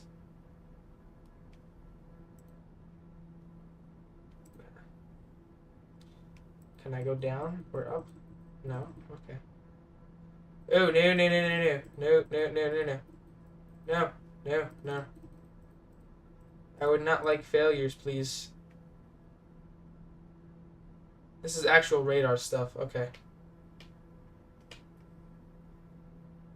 So I'm gonna switch it to... Hopefully nothing failed when I did that.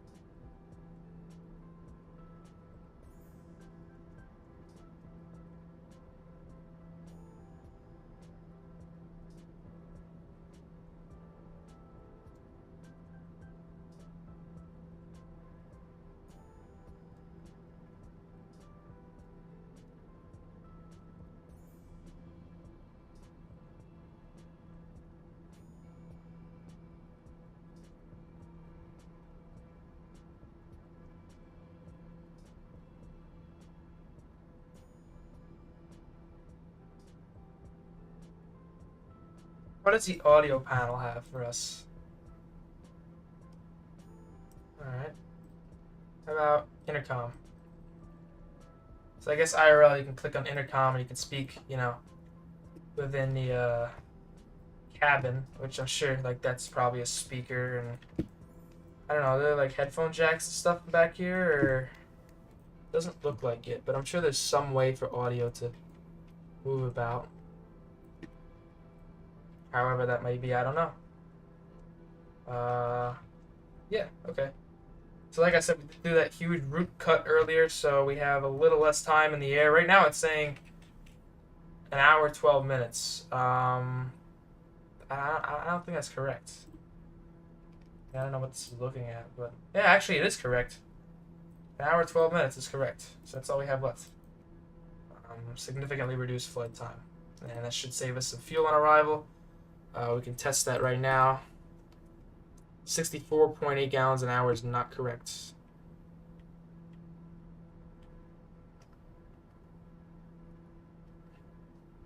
It's about 60. But we should have at least almost 80 gallons left, which should be about an hour and 20 reserve. So that's nice. Range right now with this amount of fuel, which is 50%. Yeah, 50%. And we're still getting about 600 and almost 700 miles of range with this headwind at this power setting. So, you know, you can get probably 1,500 miles of range, and significantly more than that, obviously, if you are going the other way. You know?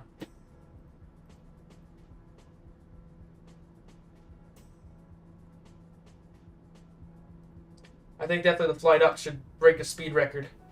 I'm looking to do that flight hopefully tomorrow night back to New York. We'll see how much time I have left, but I think if I could do that flight tomorrow night, I definitely plan on it. If not, maybe I'll do it Monday, because Monday also looks like a good day to do that. And then afterwards, the winds kind of trickle off, and it becomes almost a headwind to fly back up, which I don't really feel like dealing with, so I'm not going to.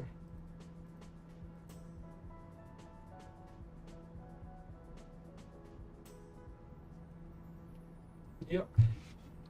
Live watching, if you haven't hit the like button, please be sure to do so. I do appreciate it greatly.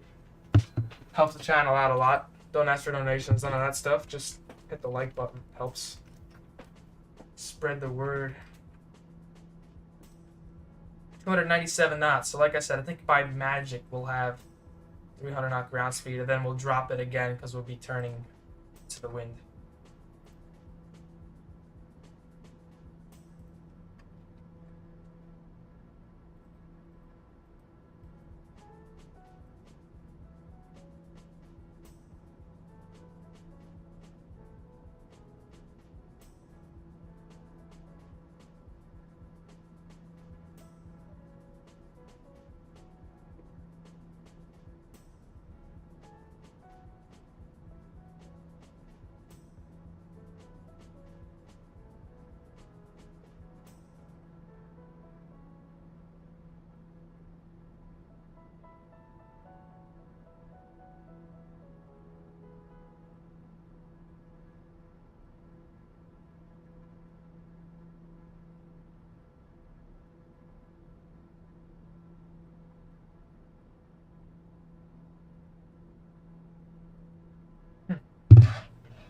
Just looking at Instagram and stuff.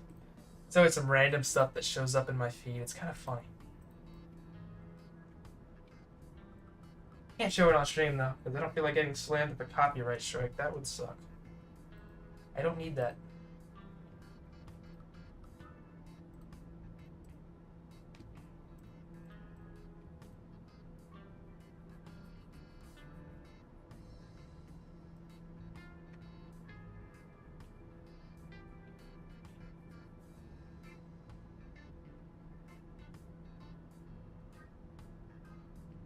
Yeah, my stream is so choppy. It's so annoying.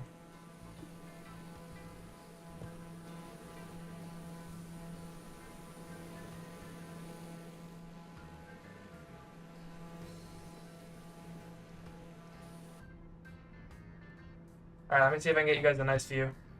I think I am going to step out for a couple minutes while it's quiet, because something tells me the ATC is going to start coming online as we fly into Florida. So if that does happen, I want to just be able to step out for a couple minutes beforehand. I'll put up some text real quick.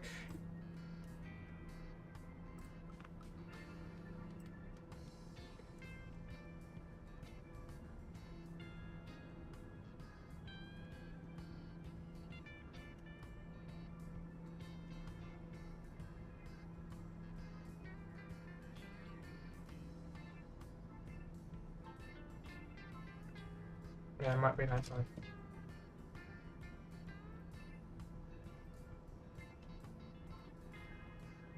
I'll be right back.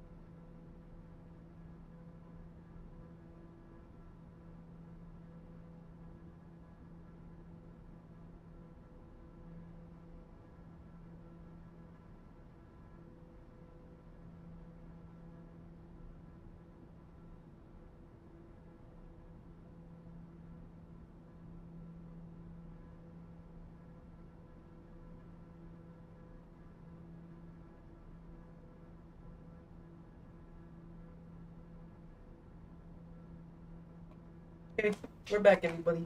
Sorry about that. I have returned. What's up? We're back. We're back. We're back. We're back. Just had to take a quick break. I apologize for that. I just wanted to get some stuff done and get up and stretch, you know. And now that we're back, we are seeing that we're heading straight towards Melbourne, Florida. Well, not Melbourne.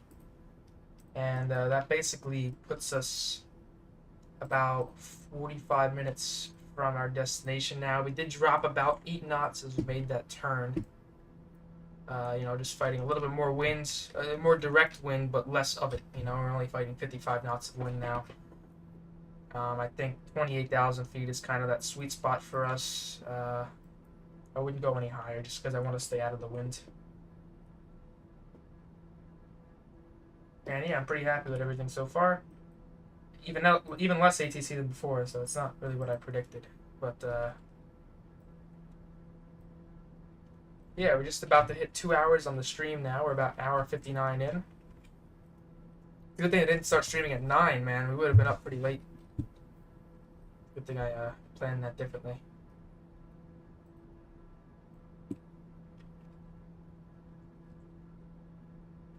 We got about 110 gallons on board the aircraft, maybe about 120 actually. So we're burning about 59 gallons an hour. Yeah, I'd say we should have at least 80 getting into more than 80, maybe about like 90, 95 getting into Marco Island.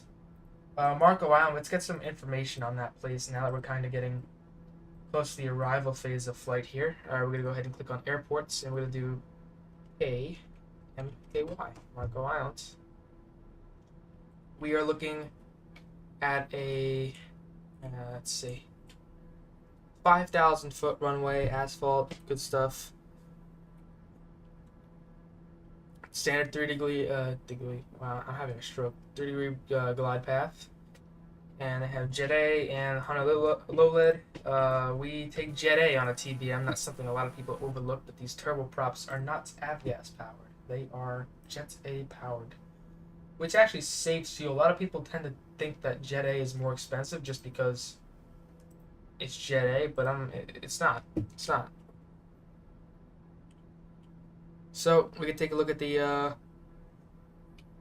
RNAV 35. Which takes us via Deeds, on our case, into Tagjo, then to Onsaw, and then we make that right turn and head inbound on a 351-degree course. That'll all be handled by the GPS. And we're going to come in at about 6,000 feet at Deeds, and from 6,000 feet at Deeds, we will drop down 2,000 feet. Actually, yeah, 6,000 at Deeds.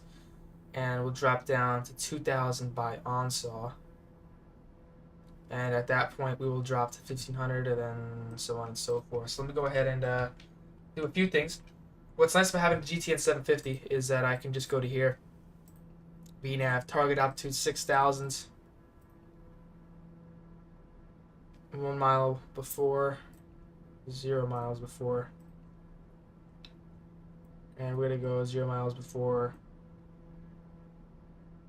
Deeds, and it wants us to begin our descent soon, but I would like a 2,000 foot per minute descent. So it says about 33 minutes till descent. We'll keep an eye on that. That should put us on the descent just before 10 p.m. Eastern.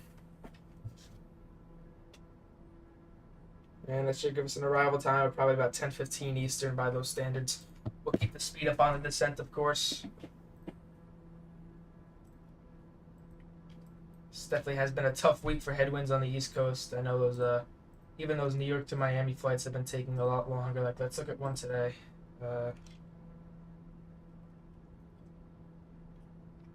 About like LaGuardia to Miami. How about Boston to Miami? That should be a really tough one. Yeah, 2 hours, 51 minutes today. I mean, it's actually not that bad, but Miami to Boston, let's look at that now. That should be a totally different story. Yeah, 2 hours 30. It's actually not that different, which is surprising to me. But, like, if we look at a plane going this way right now, I mean, 440 knots. So let's look at one going northbound, has 477, southbound, 429. So there definitely is a difference. Speed. I think the planes heading more of the eastbound direction probably have a speed advantage compared to those that don't.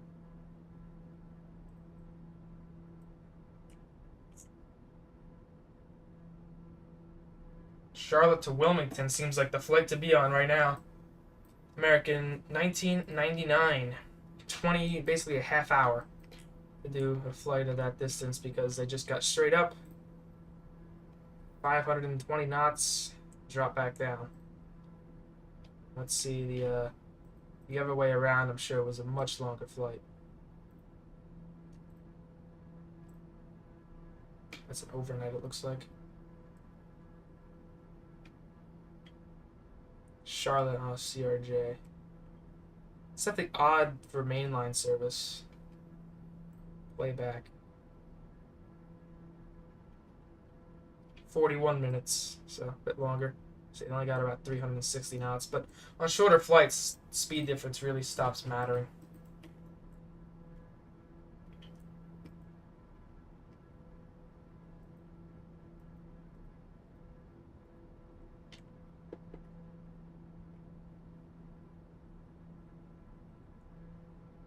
We're probably going to descend over like Central Florida, just north of Lake Okeechobee. For those of you that don't know where that is, it is basically the big lake in the middle of Florida, just south of Orlando. Not just south of Orlando, but between Orlando and Miami.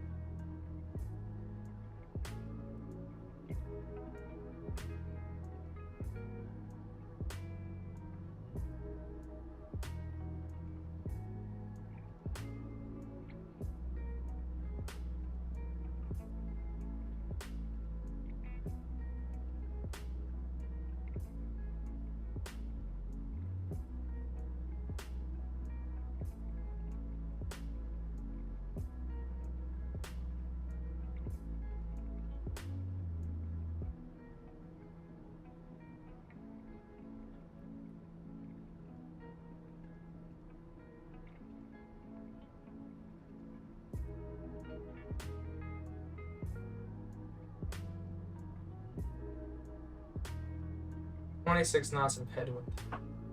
So we could be over 300 knots had this wind not existed. Sorry, that.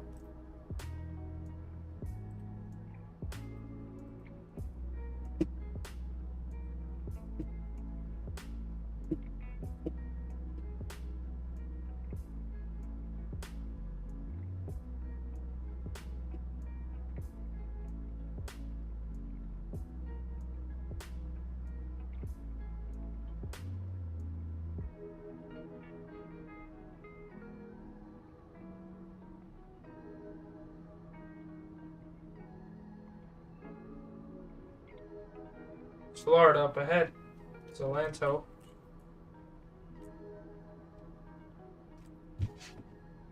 Good stuff.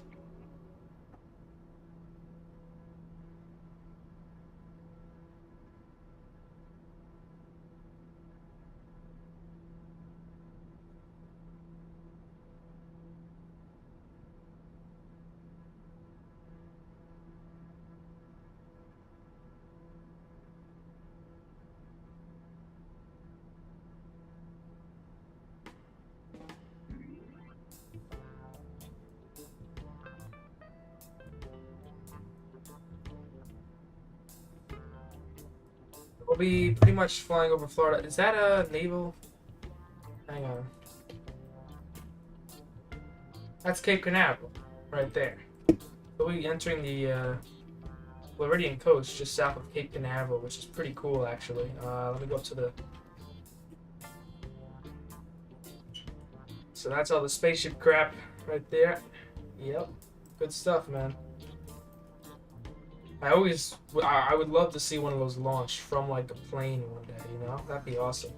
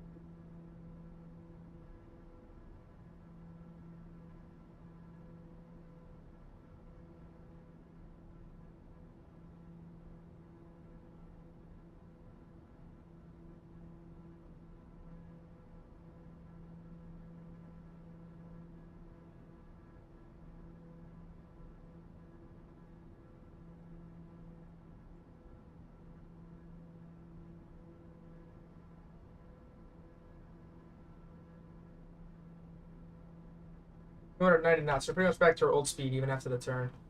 So we're moving still.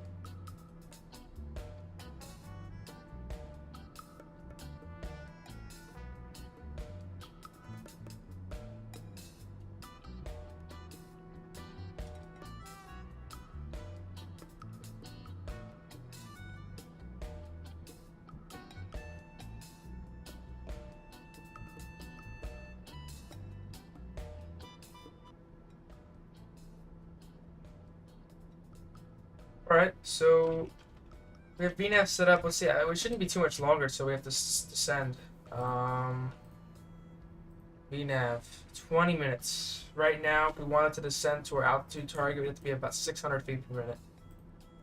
So, not quite yet. I mean, I'll see what Steve-O likes to descend at. Or liked to, I guess, because he doesn't quite fly a TBM 850 anymore. I don't know. He said his new job does not even involve a TBM, so that could mean a jet, could mean a different turboprop. I don't really know, but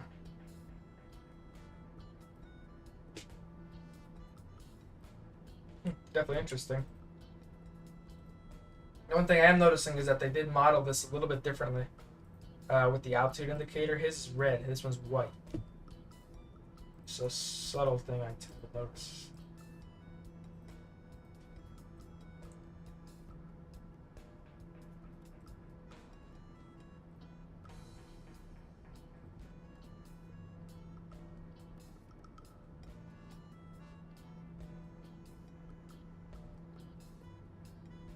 Sorry about that, I had to sneeze. I want to sneeze on camera.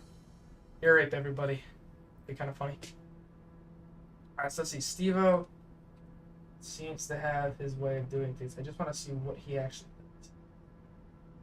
There's a decent, because I could, like I said, I don't know. He likes to descend at like 1500. He doesn't really descend at 2000. Sure, he could, but that definitely a little steep. Let's see.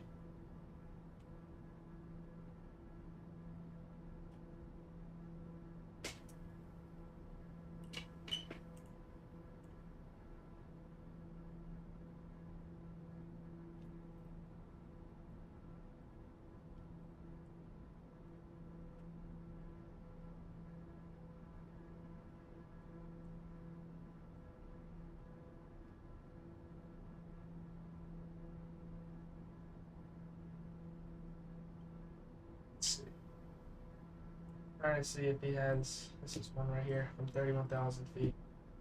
It's descending. Yeah, he descends at about 2,000. So I say we do the same. Just do 2,000. So we still 100% torque. RPM is just below red line. A lot of people do cruise at this RPM. I mean, it's actually kind of crazy how many people do. I'm just trying to see. You know, a lot of people definitely do. A range of different things. Times the cruise RPM.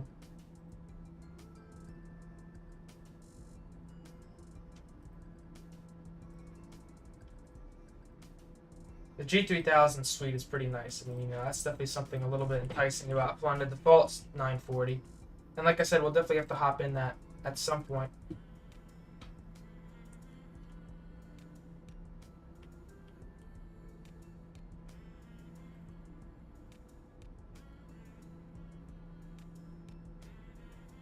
Yeah, a lot of people just redline it. It's kind of crazy, actually. They beat the crap out of it. Thanks.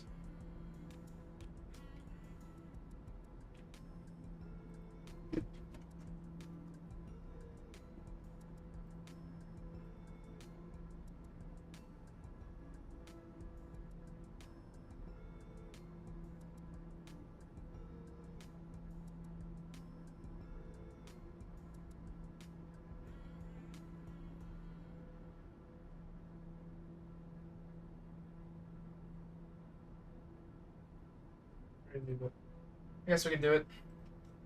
And like I said, brand new engine, so it's not like I'm pressed about engine performance. When we look at our gauges here, oil is perfectly in the green. PSI and temperature. ITT definitely runs warm, but it's still in the green. NG, a little high, still in the green. Torque is at the 100% limit. And I think I might, if I turn off 850 mode, will something happen? I don't know if at cruise they actually have 850 mode on or not.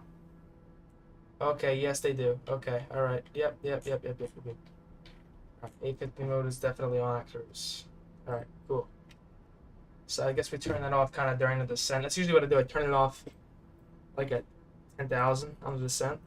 So here we are, we're back over land again. So if we have an engine failure, we don't have to shit ourselves. There's places we can go now. Looks pretty nice down there. That's the Intercoastal Waterway. Melbourne. I think that's Orlando, Melbourne International. Orlando itself should be up over that way. I don't know if we can quite see it yet. That could be it, actually. Let's see kind of where our plane is.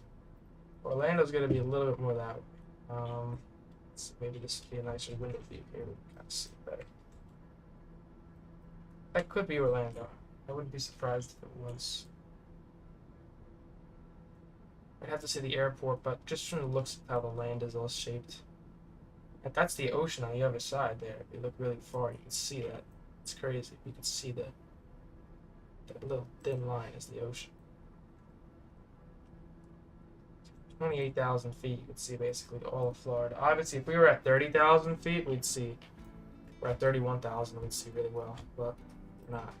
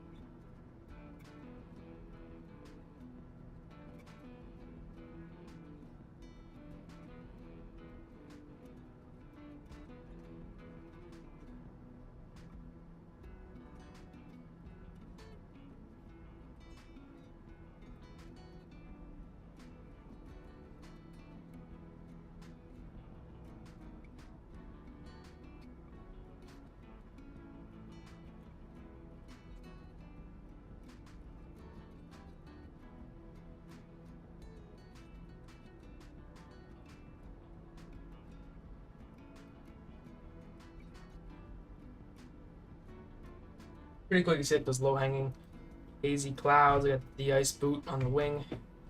It just did a really good job with this plane overall. It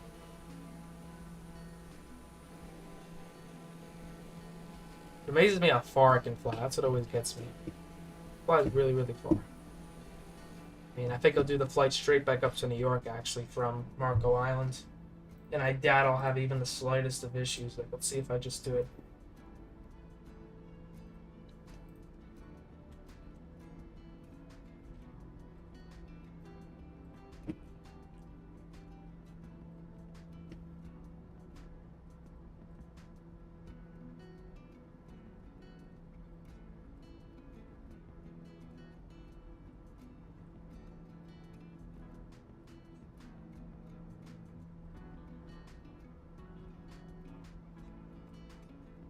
Just trying to see if I can get a better route that takes me up the west coast.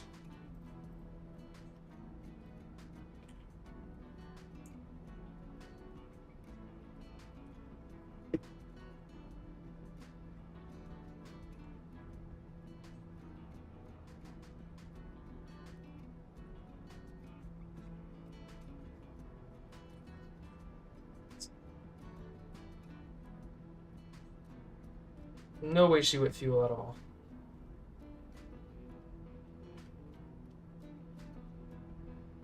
So that's 3 hours and 17 minutes, which honestly, you're in a TBM, you're doing that 3 hours and 17 minutes. I mean, that's incredible. Now, if we do the different routing that I suggested, which is this one, it's a bit more with the wind, so you might even 3 hours and 19, 2 minutes longer.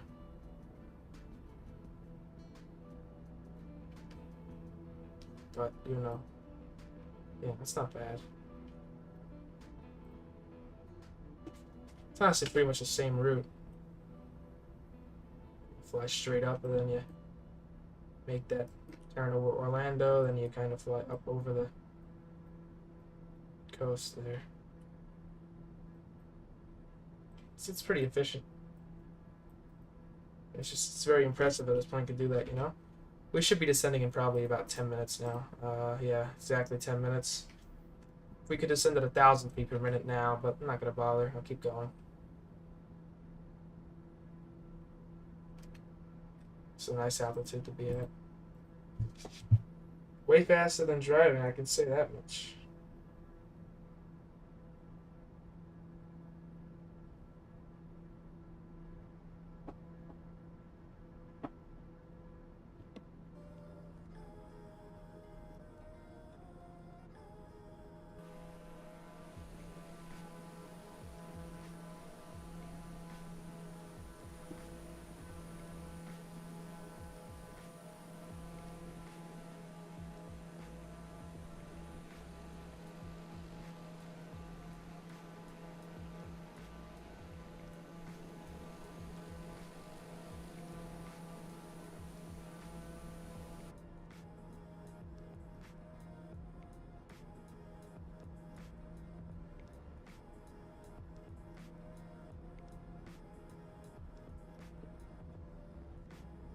So we got about 100 gallons now.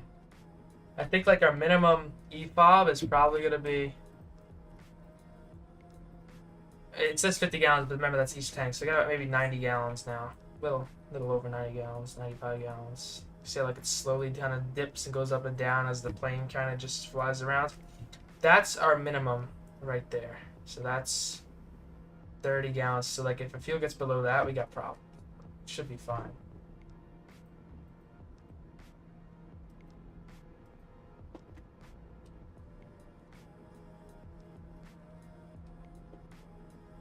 That's amazing. So it takes 45 extra minutes in the flight home of actual airtime to go an extra 600 miles.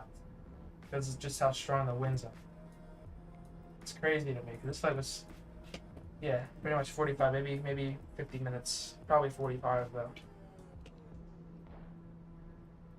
It's crazy.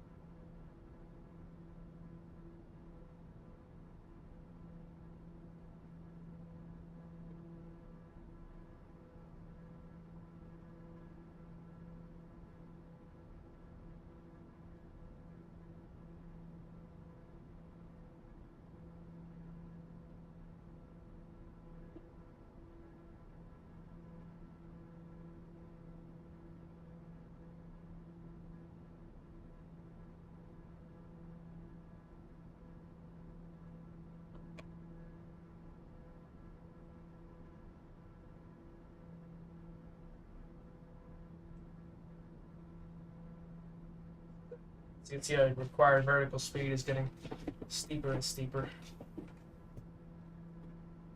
So what we do basically is we click the altitude button again, and then the vertical speed mode will engage. And then we click down until the vertical speed reaches 2,000. And we're going to keep the power in throughout the whole descent, unless the airspeed obviously gets dangerously close, and we'll aim for about 245, 250 knots on the descent. The max is 260 in this plane. That's the VNE. So we'll not exceed that, but we'll maybe get to 250 knots of descent.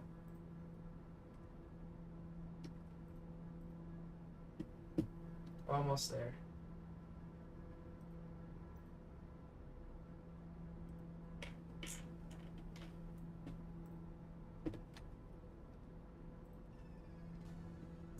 Services, none of that works, obviously. Waypoint info. Weather, your radar. Just gonna be nothing. Traffic. There shouldn't be any traffic actually here. Florida's dead on that. There's a plane behind me, and that's it. So don't expect to see much there. Charts, yeah, I don't have that. I don't have Navigraph. Wish I did, but I don't. It'd be nice if I could cut out all the crap behind us, like all the crap just flew past, you know? Like change fields. But I don't want that.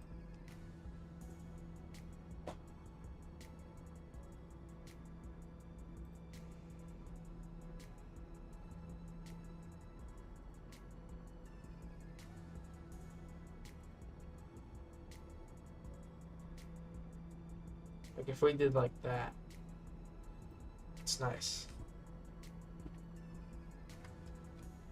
But you lose, you know, the rest of your stuff. It's kind of annoying. Could live with it though. It's fine.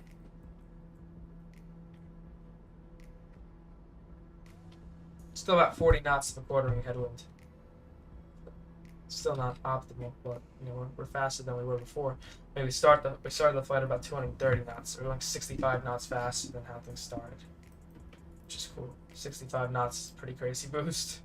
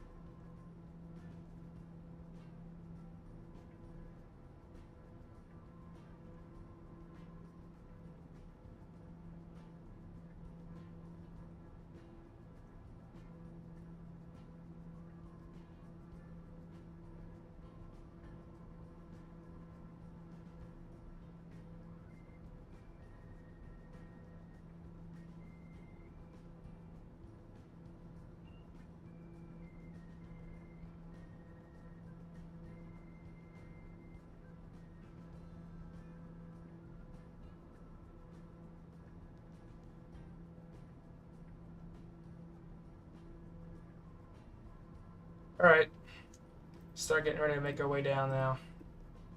2 minutes and 49 seconds.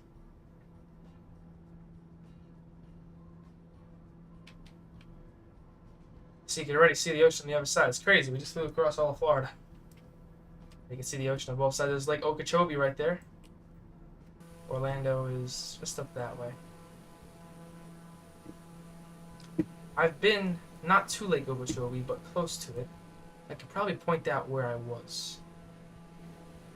I was down on that river, if I'm not mistaken. That leads out to Fort Myers, which is right there. Yeah, I was like, I don't know, right. Might have been right there, actually. I think I was right there. Yeah, it had to have been right there.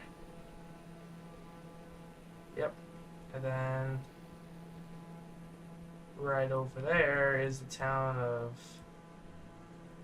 Lafayette. It's like somewhere there. Drive back to Fort Myers. I've been there, been through it.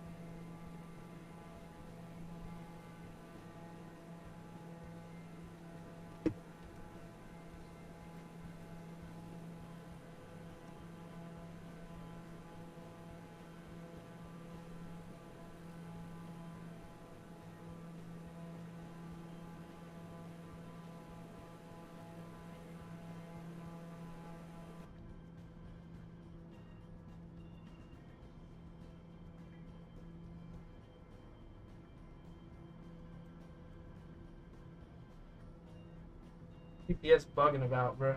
Oh, it flashes when I get a message. That's cool. I didn't know that. So whenever it flashes up there, it's because I have a message down here. Approaching top of the sets.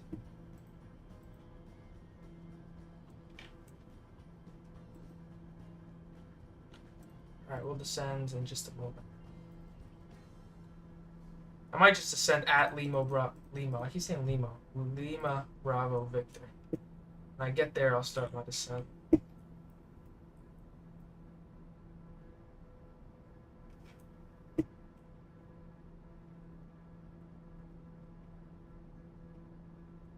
We'll turn off half bank. Soft ride.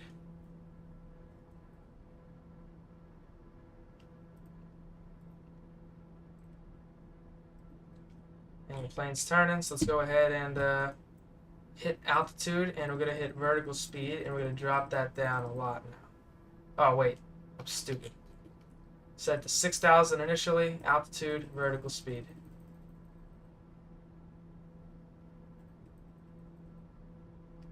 Just let that keep dropping down.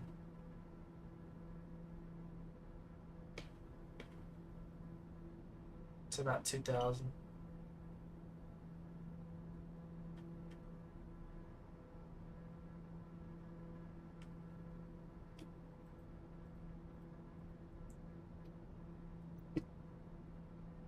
$348 knots. You can see how much faster.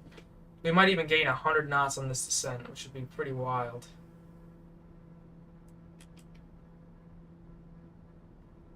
We're just gonna keep the power in. Get back all that speed we lost.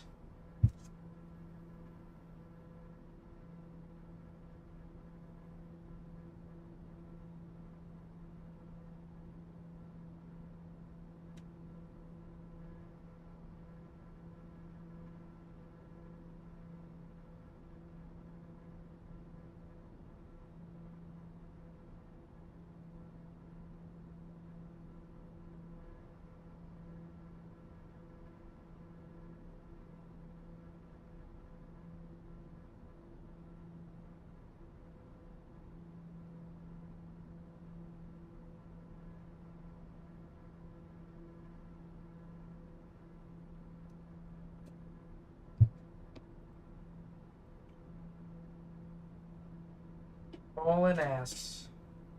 Okay, we peaked at around 350 knots, so that's cool. And we'll just quickly drop our way. We gained so much speed on the descent that now like plane's like trying to adjust. Because we just started swinging really fast around that turn since we ground speed increased by like 60 knots. This is the speed we should have been going at the whole flight.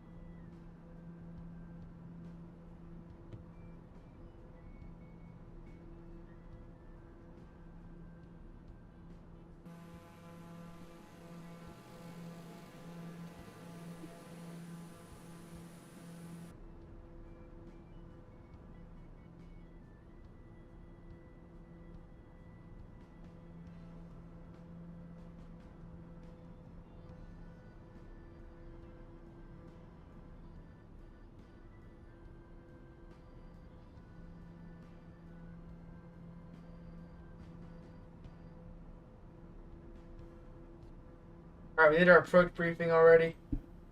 Just a standard RNAV. I will probably just cancel IFR and make it a visual after a little while. We're going to go ahead and turn off 850 mode. And we're going to let torque go back to normal values here. And I'm also going to bring the prop back now.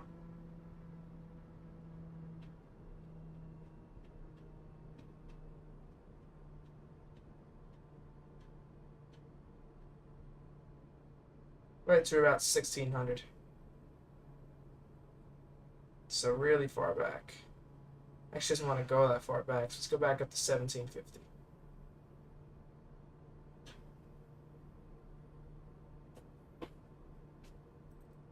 And we'll kind of just let everything... What's up, Berlin Bear? Welcome, welcome. Just in time for descent and landing, sir. Just making our way down.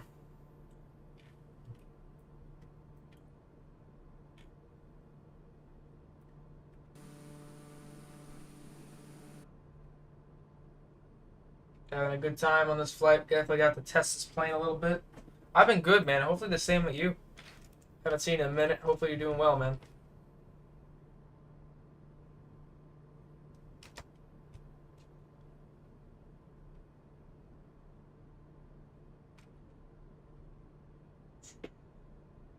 Still hauling ass, even though we brought the power back significantly.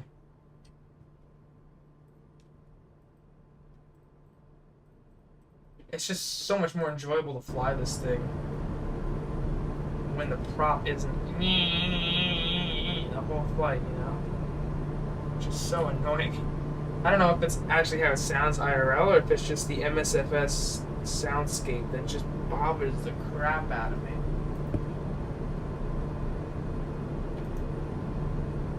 Yeah, I love this plane, man. This is my own livery, 850 Quebec Bravo. So this is my second, this is actually my fourth flight in this plane in total. Second, like, you know, long normal flight. The first two were just like 10-minute test flights from point A to point B, super small GA airports. We'll go ahead and tap the altimeter there. Just got 29086. Pretty low pressure coming out of Ocracoke Island, so definitely got some nicer weather over here. Pretty windy departing, so.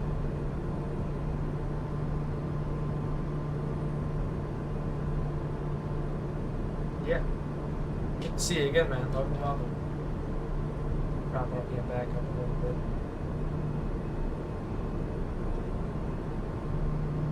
Sneeze again. Here we go.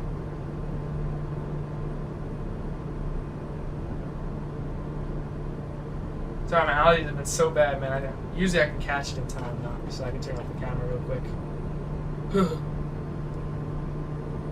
The airport I'm landing at actually has a 5,000-foot runway, so the airport we departed from, not so much. I think the airport we departed from only had, now let's find out.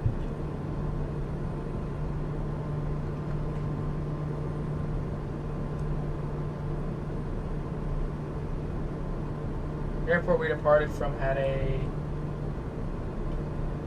actually it doesn't even say how long the runway is. Yeah, it does. Never mind. It was a 3,000-foot runway, so we had a lot less room to work with on the departure. We actually departed at maximum takeoff weight too, with the most fuel and passengers we could possibly fit in the plane. So that was a little bit more on the fun side, you know, max power, flaps a little bit.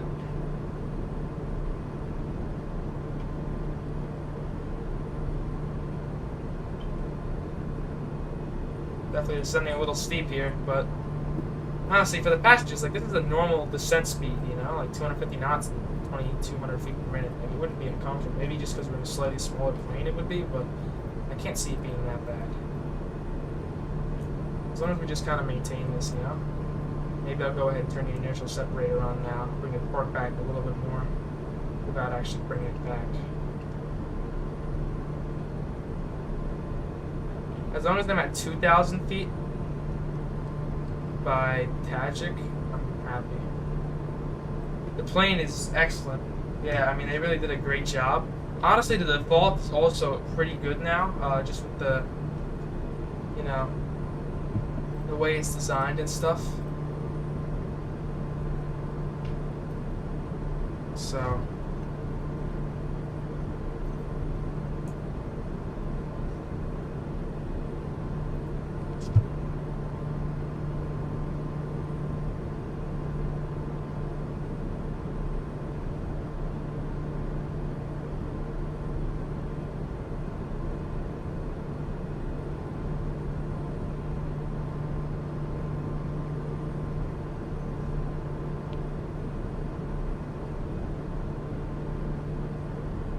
There's 10 subs away from 500.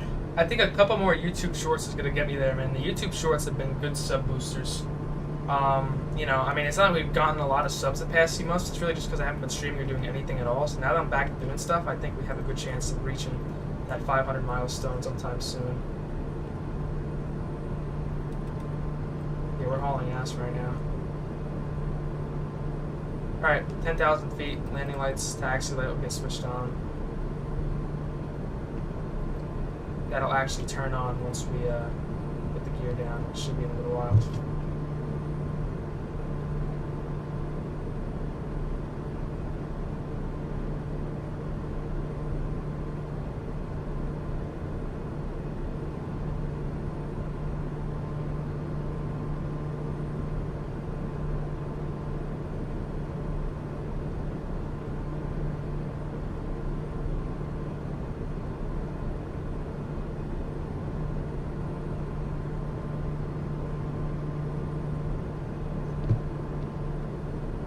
Alright, we can stop descending as steeply now.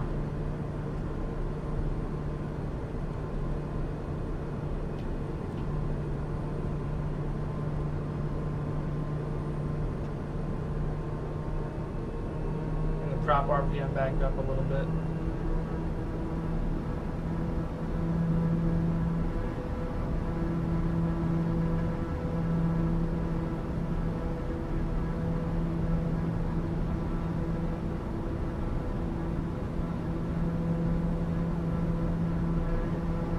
Still going really fast. Good runway performance? Yeah, it's excellent. If you go back to the departure, you're welcome to watch it before we land. We got off the runway, I mean, we had like a 20 knot headwind, but even if you don't include that, like, we still would have been able to get off the runway at 2,500 feet, you know, it's just, you gotta hold the brakes, you know? And if you aren't heavily loaded, you have an even better chance getting off the runway. It's like under 3,000 feet.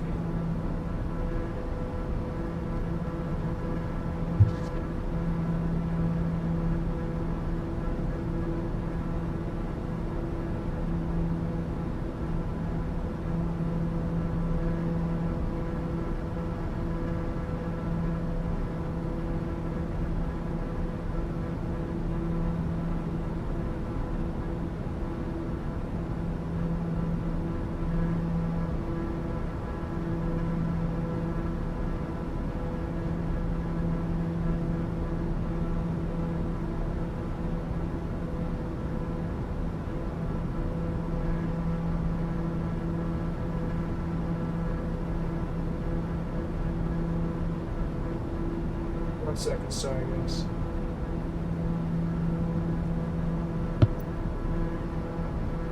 You're right back and watch the departure, no problem. Yeah, go ahead and have a peek. Take a peek. And mark around traffic. TBM 850 Quebec Bravo is about 20 miles to the west of the field, descending through 4,000 feet. Inbound for the RNAV runway 35 will advise short final, 5 mile in short final. Mark around.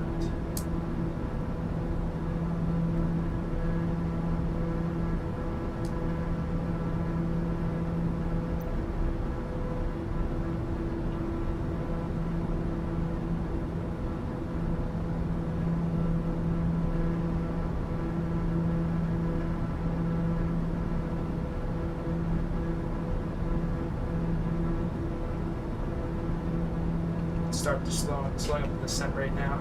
It's honestly a perfect descent. I've been able to manage this plane's descent really, really well.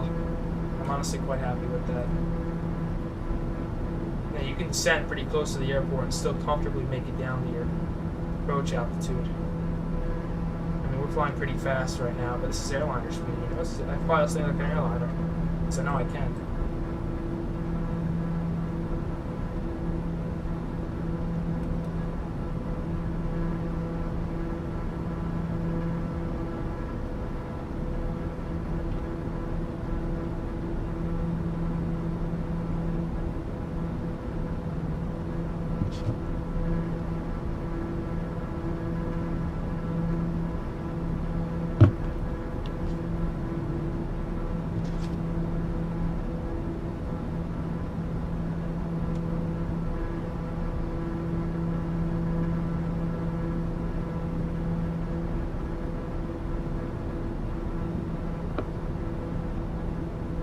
Yeah, it was impressive. I know. I mean, we got up really fast. It's not like we were using 850 mode. You're not allowed to use 850 mode for takeoff, but that's a torque boost. So once you get to like, climbing, you can actually allow the torque to go to 121%, and it gives you much steeper climbs. Like you would see, I think as I passed like 8,000 feet, I turned on the torque boost, 850 mode they call it. All right, slowing down a lot.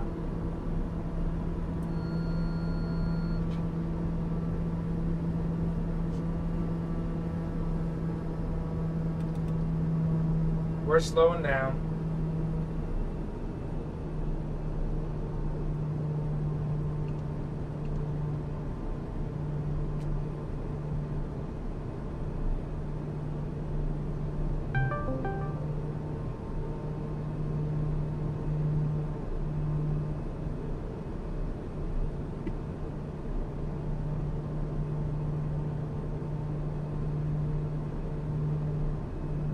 That was the Discord call. Alright. Gear down.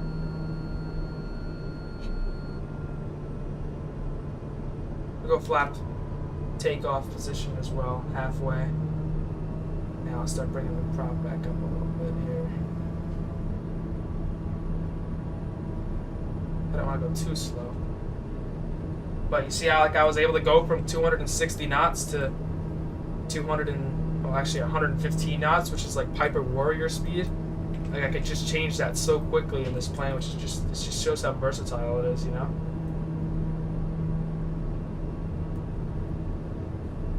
I'm gonna take manual control any moment.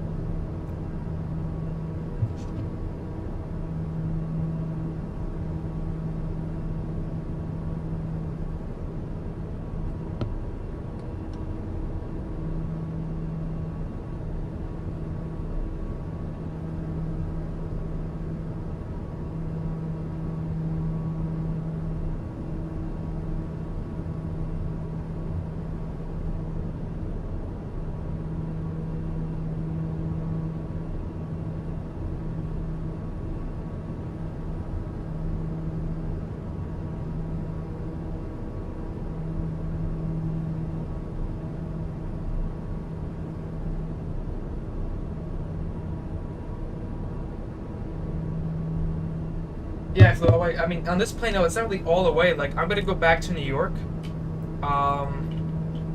probably tomorrow, and it'll only take me about 3 hours and 15 minutes to fly from here to New York. Like, it's not that far. Today, it took me 2.5 hours to go from North Carolina to here because we battled an 80-knot headwind the whole way. But it's completely feasible to do this stuff without going that slow, you know, especially with the wind on this plane. You can get to be an airliner, you know, that's why it sells so much. People love this plane. Alright, slow it down. We're overstressing the flaps. I just realized that.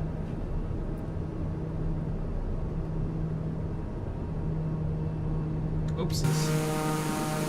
Pray the flaps don't rip off or something like that.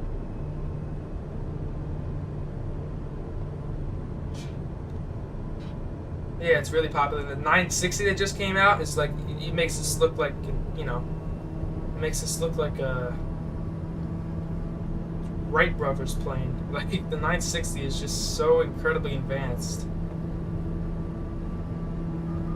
I think Steve-O flew it just recently for, like, you know, he's got that friend that works for Dar, and they always do the thing. Altitude alert, let me set to 1,000, just so it shuts up. Get the odd damper on. It's a bit of a crosswind, so I'm just going to kind of fly the plane a little bit to the left. Marco Island has a plentiful runway. I've flown in here once on the, I think on the Piper Seminole, I actually flew this flight. It was fun. It's definitely turbulent though. They do the turbulence modeling really well. Like, the plane flies and bumps around exactly as it should.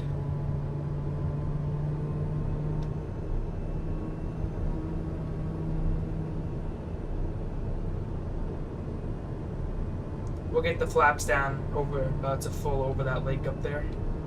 There's no point slowing down now.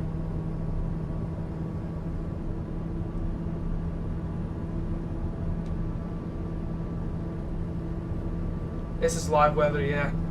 So I've been slamming this plane with headwinds the whole flight. Now I got some bumps and a crosswind for this landing, but it's nothing too major. 12 knots at altitude should be like 5 knots in reality. So they kind of descended on the glide slope now. You see there's a glide slope indicator right there on the right side of a GTN 750. So that's kind of what I'm using to gauge my altitude. I kind of dipped below it right there while I was looking away, but we're going to correct for that now. And we'll go flat full. So that should give us a nicer control over the airplane. We'll approach it about 100 knots, and then I'll take it back to like 95.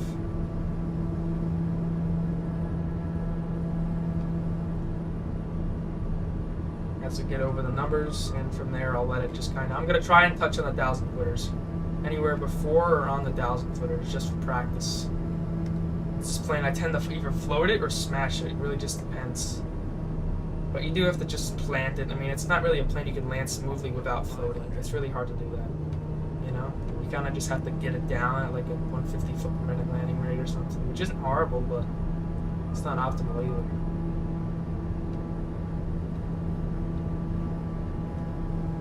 Come on. Let's get some trim here. It should help us out a bit. On final, Marco Island traffic, TBM 850, Quebec Bravo is on short final, 135 Marco Island. It says we're high, but I really don't believe that at all. Copies are bugging.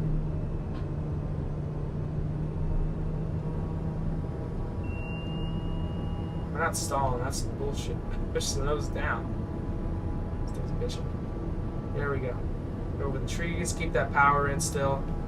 Cut the power now. It was a bit of a wind gust, so now we just got a little bit extra airspeed than I wanted. Keep that nose pointed forward, let the plane drift back a bit. Ah, we shot over the 1,000 footers. It's alright. Yeah, you see what I'm saying? It floats really easily. But we'll get it, we'll get it, we'll get it. Come on, come on. A little much, that's a little much floating. Come on. There we go, beautiful. Dropping the beta. Oh shit. Oopsies. And reverse. Hey, we did it. It's a floaty one, but it's a negative 46. But it either floats or it plants, and I almost planted it, but then I saved it by floating it. You know what I'm saying? It's just it's a tough art to master. Landing lights off. Marco Island, TBM 850, Quebec Bravo is clear of the active marker. You ever make that call until you're actually over the runway? I know the FAA bitches about that. I shouldn't have done that. Alright, let's play Where Do We Park today? I'm going to park over where the nice planes are, because I'm going to pretend I actually have money. We're going to park right next to that CJ4. This is a freeware off of FlightSim.to. KMKY. Just look up that, and then space, and then write FlightSim.to. And something should show up. Good landing, though, guys. Thank you so much for watching today. I appreciate it. It's a fun flight. I'm glad we got to do it. Ooh, is that a gate? No, it's not. Got confused by that yellow line. I bet you we're just going to be able to stick it around right here. Watch this skill. Make that hard right turn. Wing stays off the fence. Just gonna tap, we're gonna pump the right brake. And we're gonna kind of just add some power. And we're just gonna hold the brakes and just let the plane just, yep, there we go. Right there. Let the nose wheel. Parking brake is set. Get the PITA heat, stall heats off. Alright, thanks man. Thanks for stopping by, Berlin Bear. Have a good night, my friend. Autopilot trims masters all off. Get avionics off. And we'll cut the power. Ah, come on.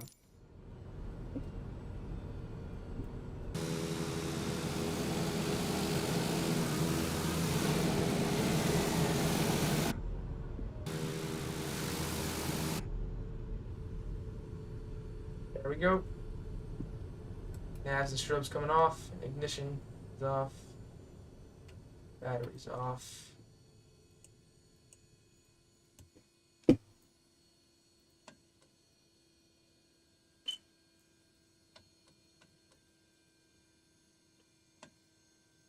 Cool. Alright guys, welcome to Marco Island. Again, thanks so much for watching us. A longer stream than usual. I really appreciate you guys stopping by. This was a fun flight. We'll start with airliners and stuff next week. Maybe we'll hop into CJ4, something like that. Just a little bit faster, you know what I'm saying? Again, guys, 11 likes. I appreciate it. Appreciate all of you that stopped by today. And I'll see you all in the next stream. Thank you guys so much for watching. And I'll see you in the next one. Peace out, guys.